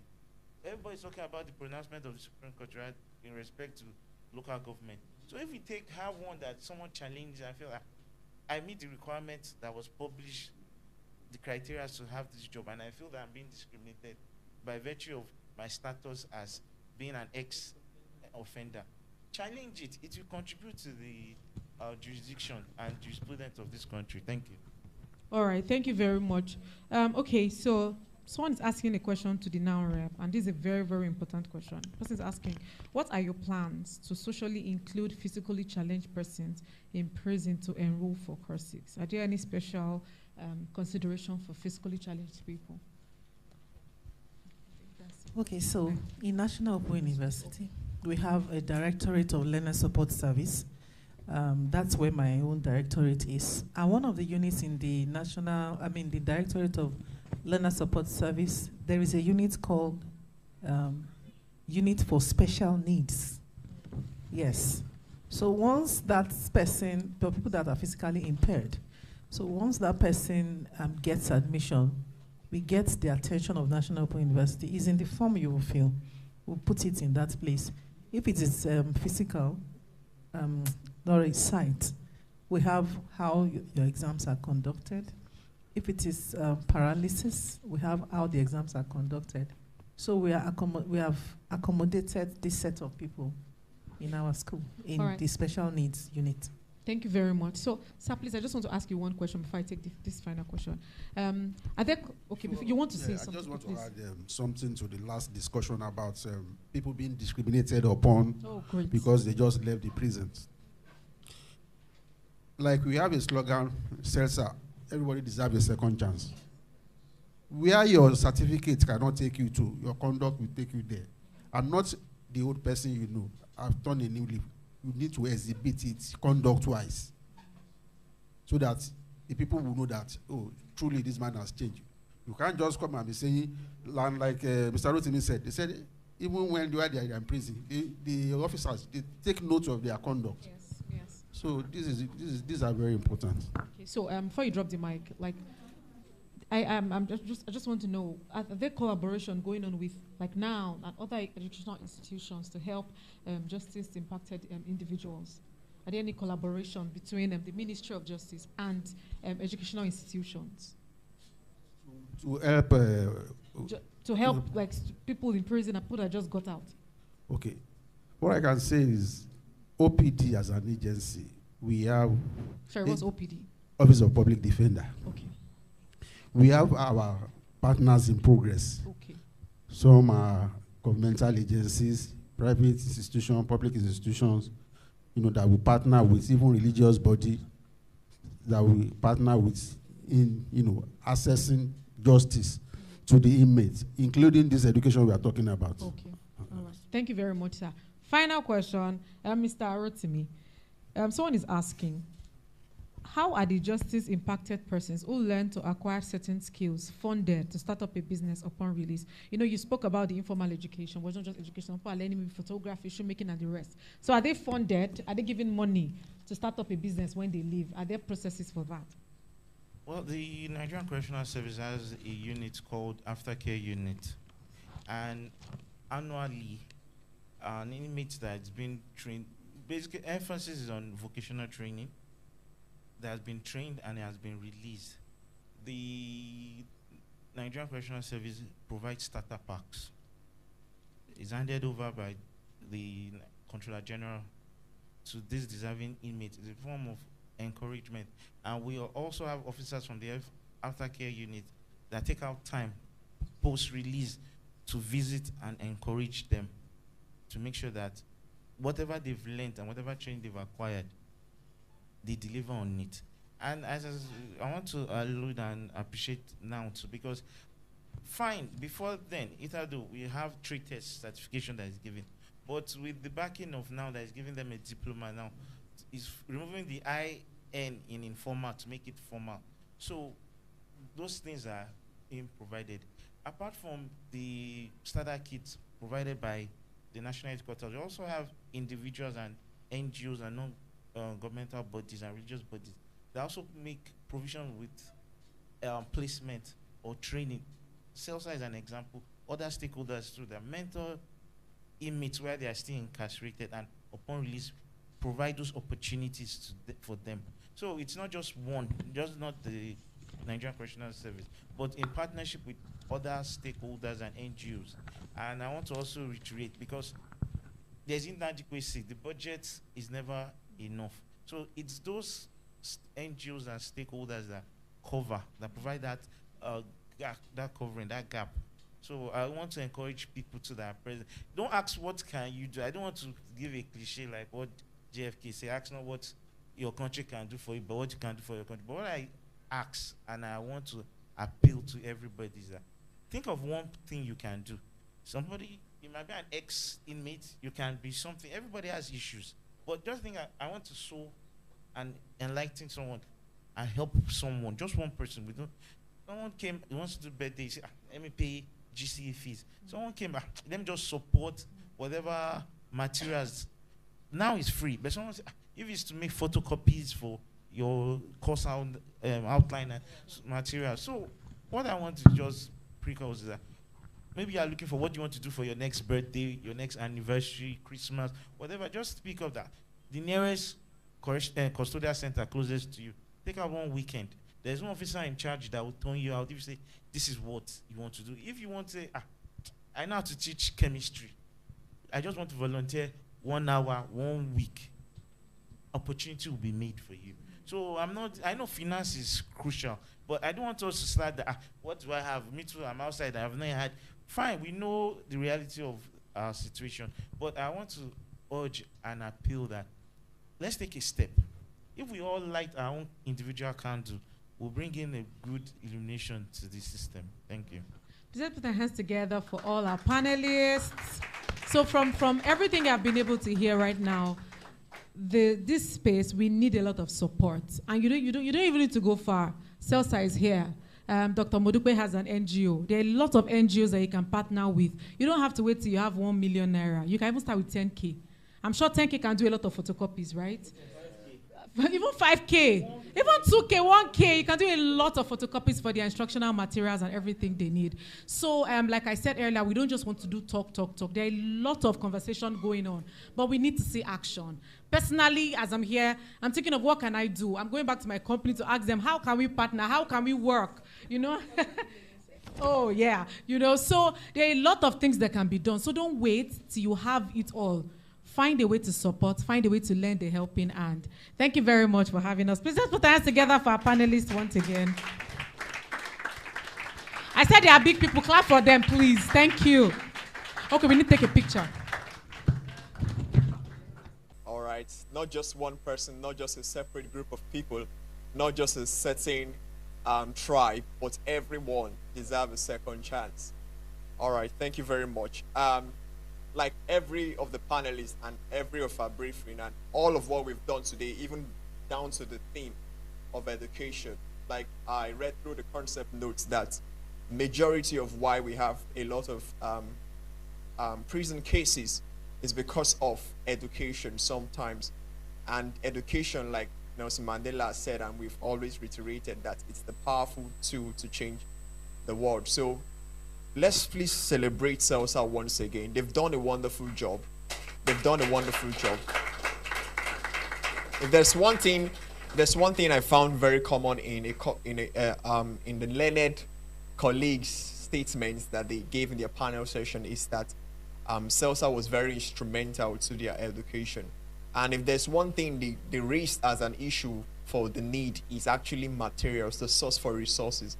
And I like the fact I heard my mother whispering to the host, Chineye, when she said, oh, I'll go and think about it and, you know, my company. And she whispered e-learning. And it's very, very crucial because e-learning is actually the advent of technology. We need, with technology, we don't need to bring the whole school down to the correctional center. Technology can give them a lot of access. So further supervision, I heard one of them saying that we are always supervised with modem and all of those, you know, key items. Learning can be possible. They can actually have access to these things.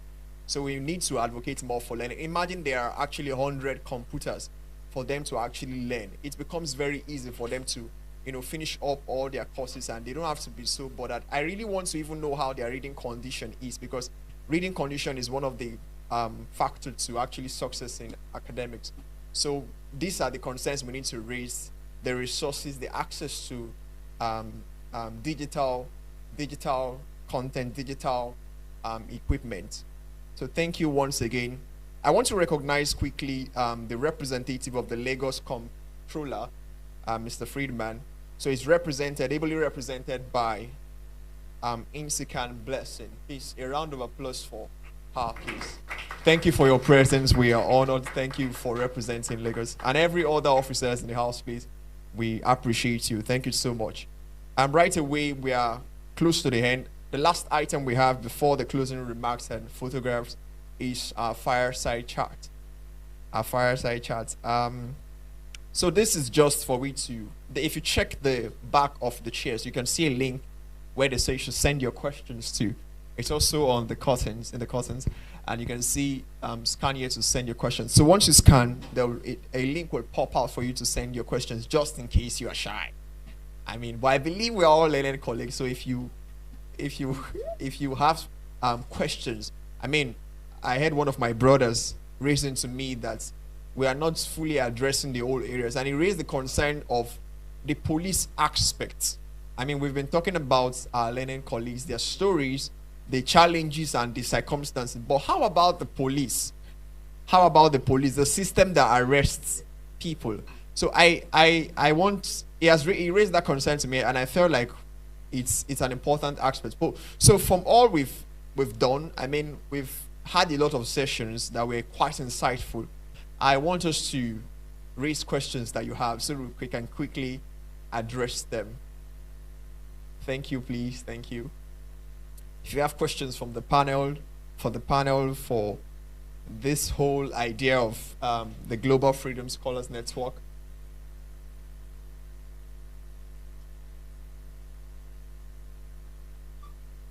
Okay.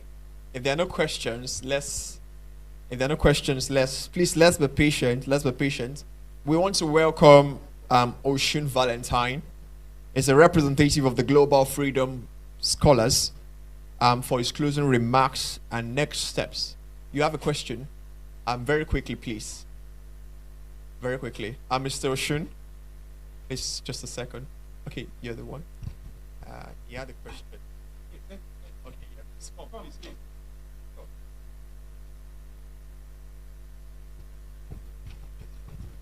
Good afternoon. My names are Monday Edeye.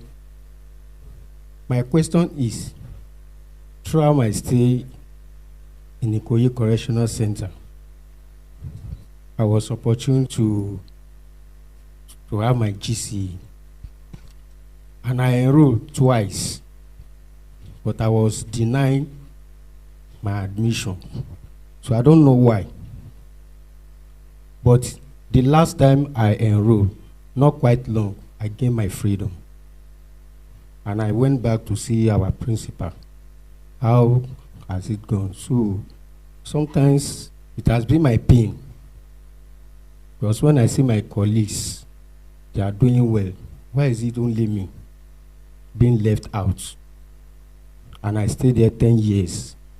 So I was like, if I can gain this golden opportunity, it will still help my career. So that is my question. Thank you.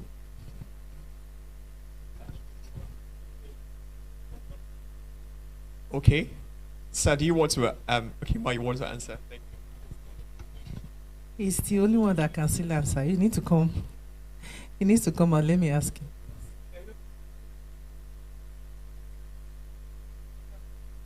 Do you have English credit? Maths credit? Okay.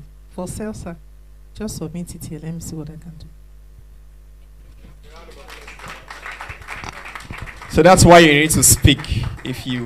When you speak, you have solutions. Please, Ma.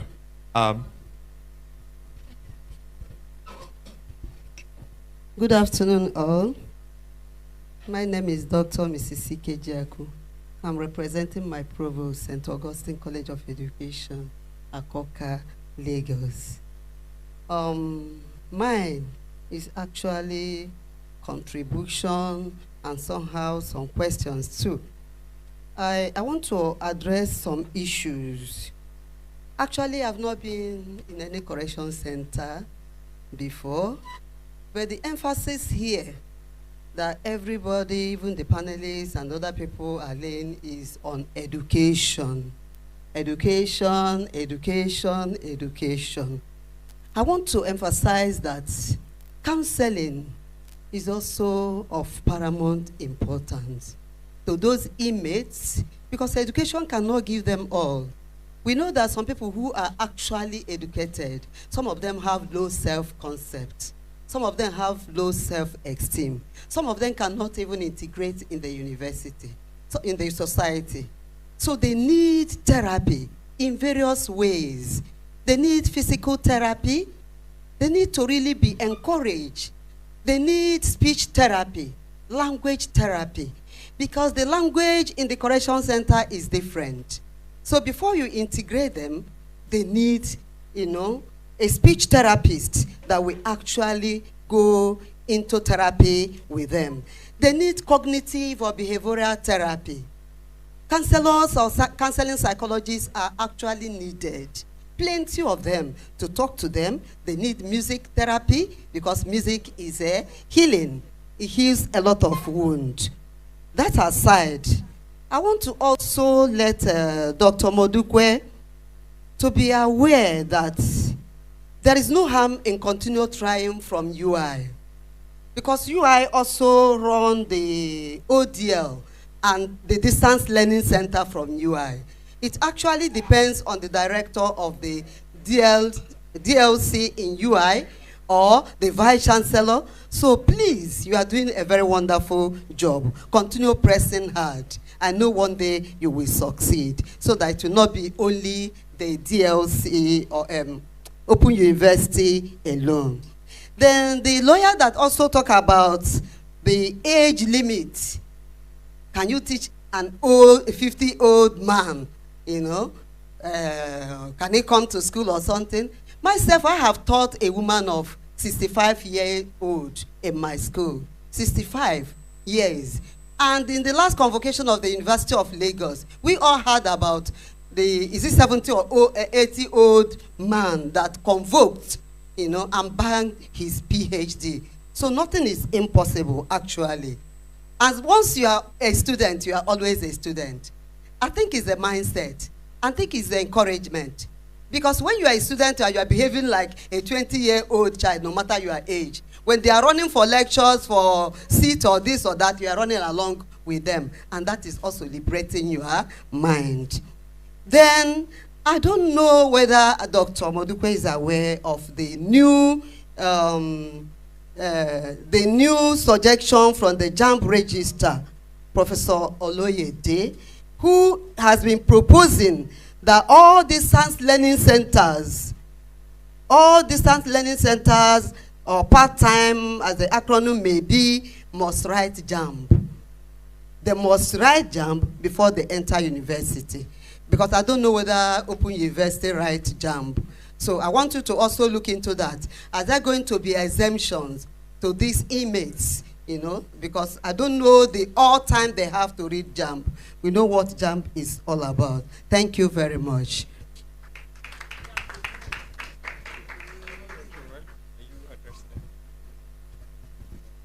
Thank you very much, Ma. Even though I'm not seeing you physically, but for 65, you have done a very good job. First, thank you for this counseling suggestion.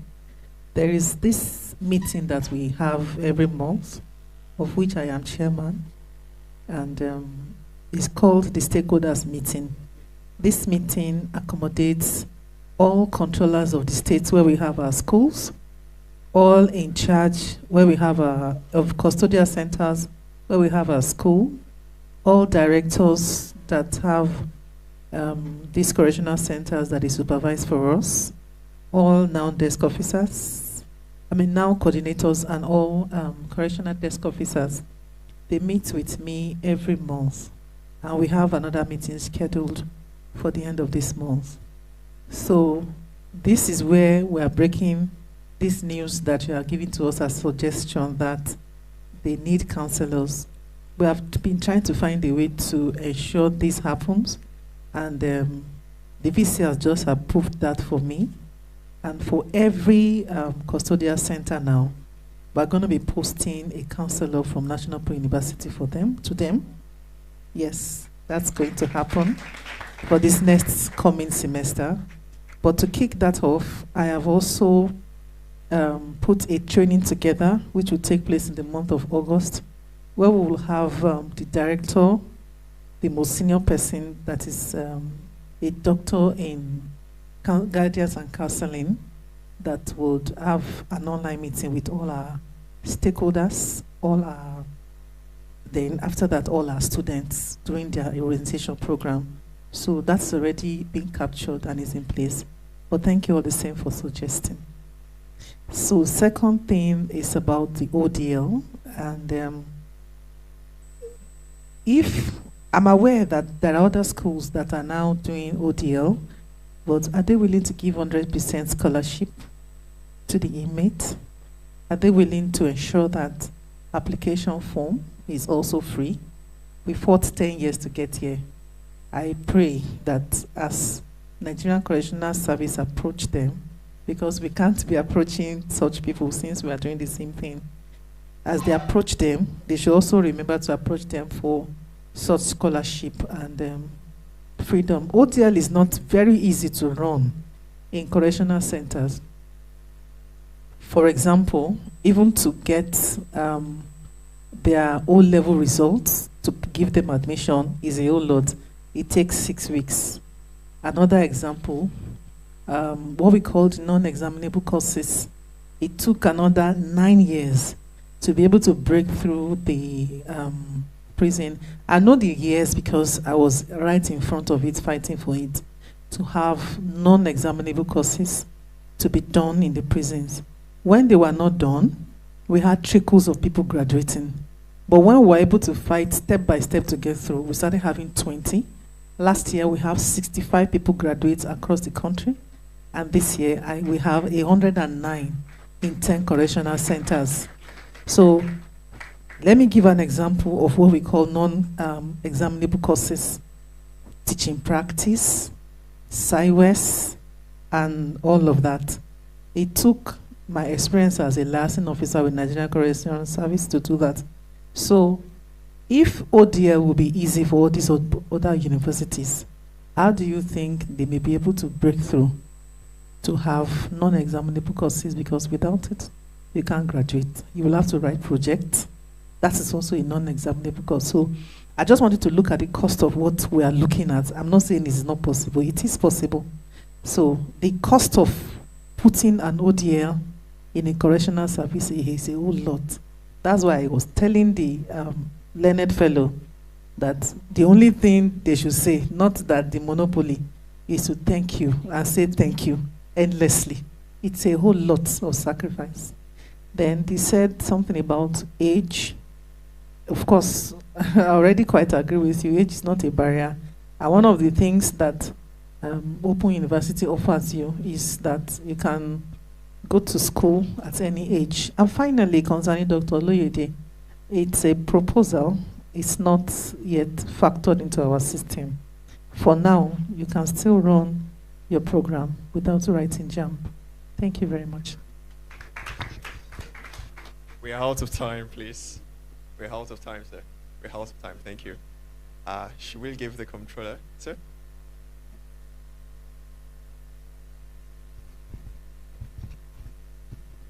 From the Nigerian Correctional Service standpoint, there's no exclusivity with regards provision of educational platform to only the National Open University. We do not debar other institutions from partnering with the Nigerian Correctional Service. When I give an example, I said earlier on that if you talk about noodles, a particular brand comes to everybody's mind, is synonymous with that particular product. So the National Open University has been the first and is still the first, but we do not debar others from wanting to partner. So it's not as if there's any monopoly elsewhere. And as the doctor rightly said, this has been a journey from funding, from scholarship 50% to total 100%. So we already have a platform and a template. We do not debar any other public university or private university from providing that opportunity to inmates in custody. Thank you. Very much. Thank you for that clarification. Thank you very much, sir. Just to react a little bit to what Mr. Rotimi said. But I would start by saying that with regards to what you said, ma'am, the conversation in this room today is centered around education because of what today stands for. So there are other aspects of our work that we have not even talked about today. We have Halfway House, we've not emphasized on it today. Today's conversation was just primarily on education, the importance of it, the value of it, and all of that. And with regards to monopoly, I think one of the things when we were getting ready for this event, one of the things we discussed that we wish can come up in this room is actually having other institutions coming to, because it's going to be a huge of support for National Open University. And even though we know that there is no monopoly, quote and unquote, for National Open University, we are also very much aware that National Open University did not just come into the prison to say they want to do a program. The prison has taken some major steps in terms of building partnership.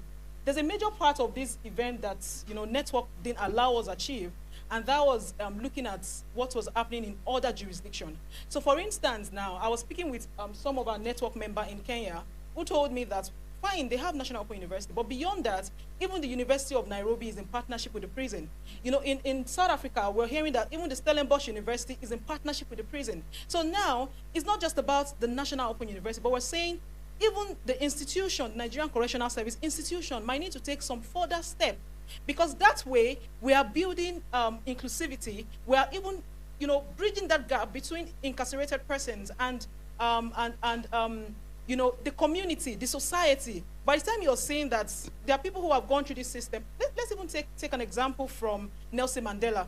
He had his LLB while he's in prison from the University of London. Justice Defender right now in Kenya gives people access to have degrees from the University of London. Can we start taking that step to say, you know what, let's include other institutions. Let's schedule meetings, meet them, but it starts from the institution. As an organization now, there's really no way we can push education as much as if the Nigerian Correctional Service should stand up and start building those partnerships. By the time that happens, we can have that happening in our correctional centers. We can have people who have been impacted, benefit from the powerful weapon of education. So please, we are so much, we're considering so much. Our participant today is far gone. We know everybody wants to make an input, but you can always engage us. CELSA is here. You can always talk to us when you want to talk. The representative of the Nigerian Correctional Service is here as well. You can also engage them. I'm sure they're always very supportive. Take that from me.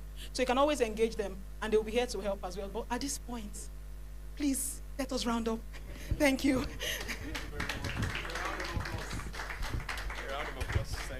So we go just quick to the closing remarks by Mr. Valentine. Thank you. Thank you. Good afternoon. I really want to use this great opportunity to appreciate the National Open University, because if you talk about education in correctional facility across the country today, like the PRO said, they are the first. And I want to borrow the word of First Bank, they are truly the first. So on behalf of my comrade, my learned colleague, I want to say, Doctor, thank you very much.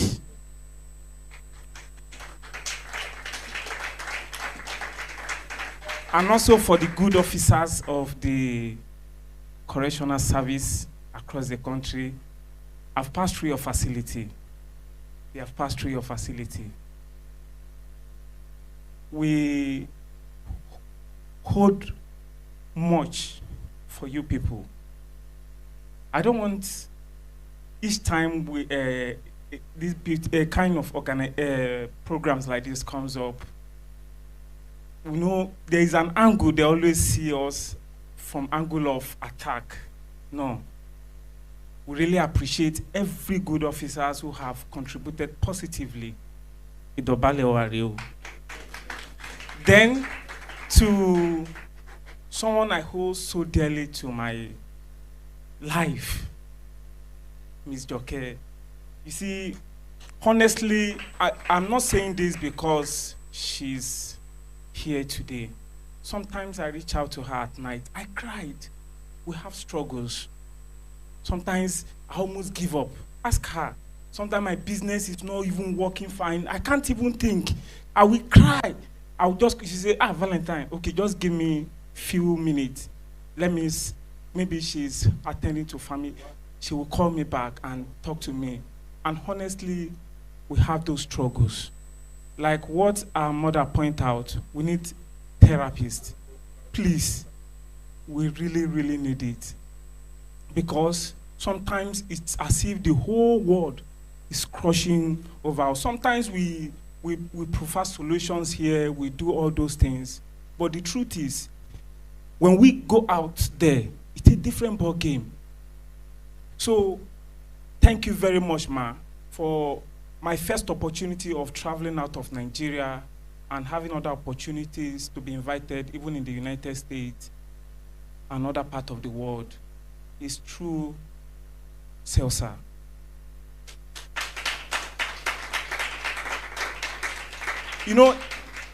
The students we have, honestly, people don't really want to come out and talk their story, share their story because of the kind of environment you find ourselves. So the truth is, I spent 21 years behind bar.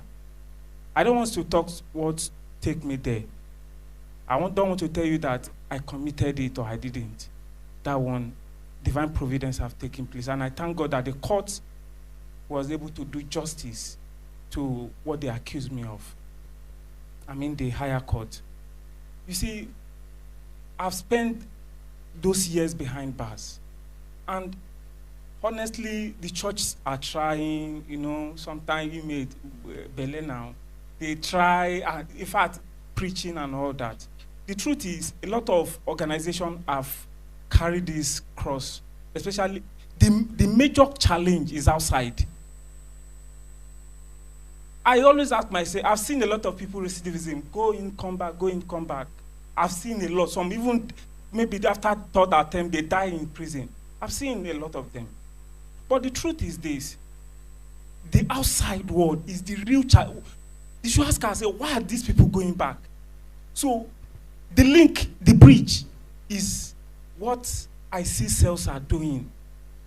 There's this pastor, one, I've forgotten his name, preaching one Saturday in the 90s. If I remember his name, no, he has been incarcerated before. So he tried to pick up a program whereby people comes out and they give them a stepping stone, steps and all that.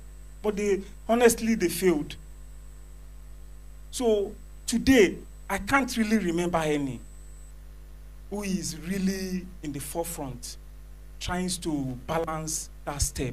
Because, trust me, if we fail to understand what the effect is going to be, the safety of the society, honestly, the society is going to pay dearly for it. So we should not be like winning the war and losing the fight, the battle.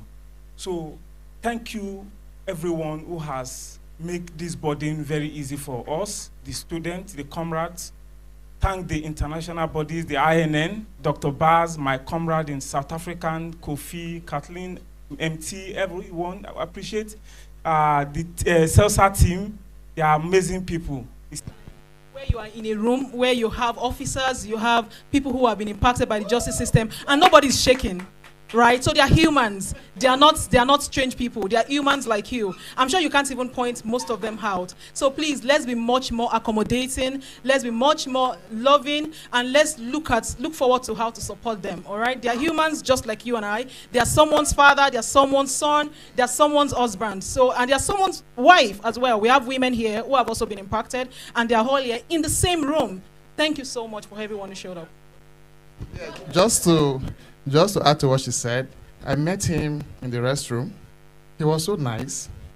So coming out to say he has been there for 21 years, actually, yes. Keep doing the good work.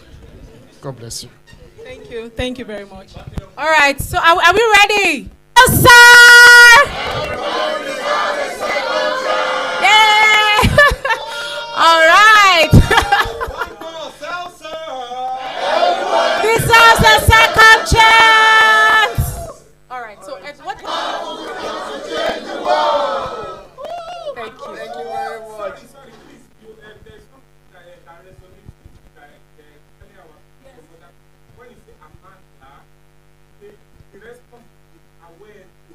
Okay. All right.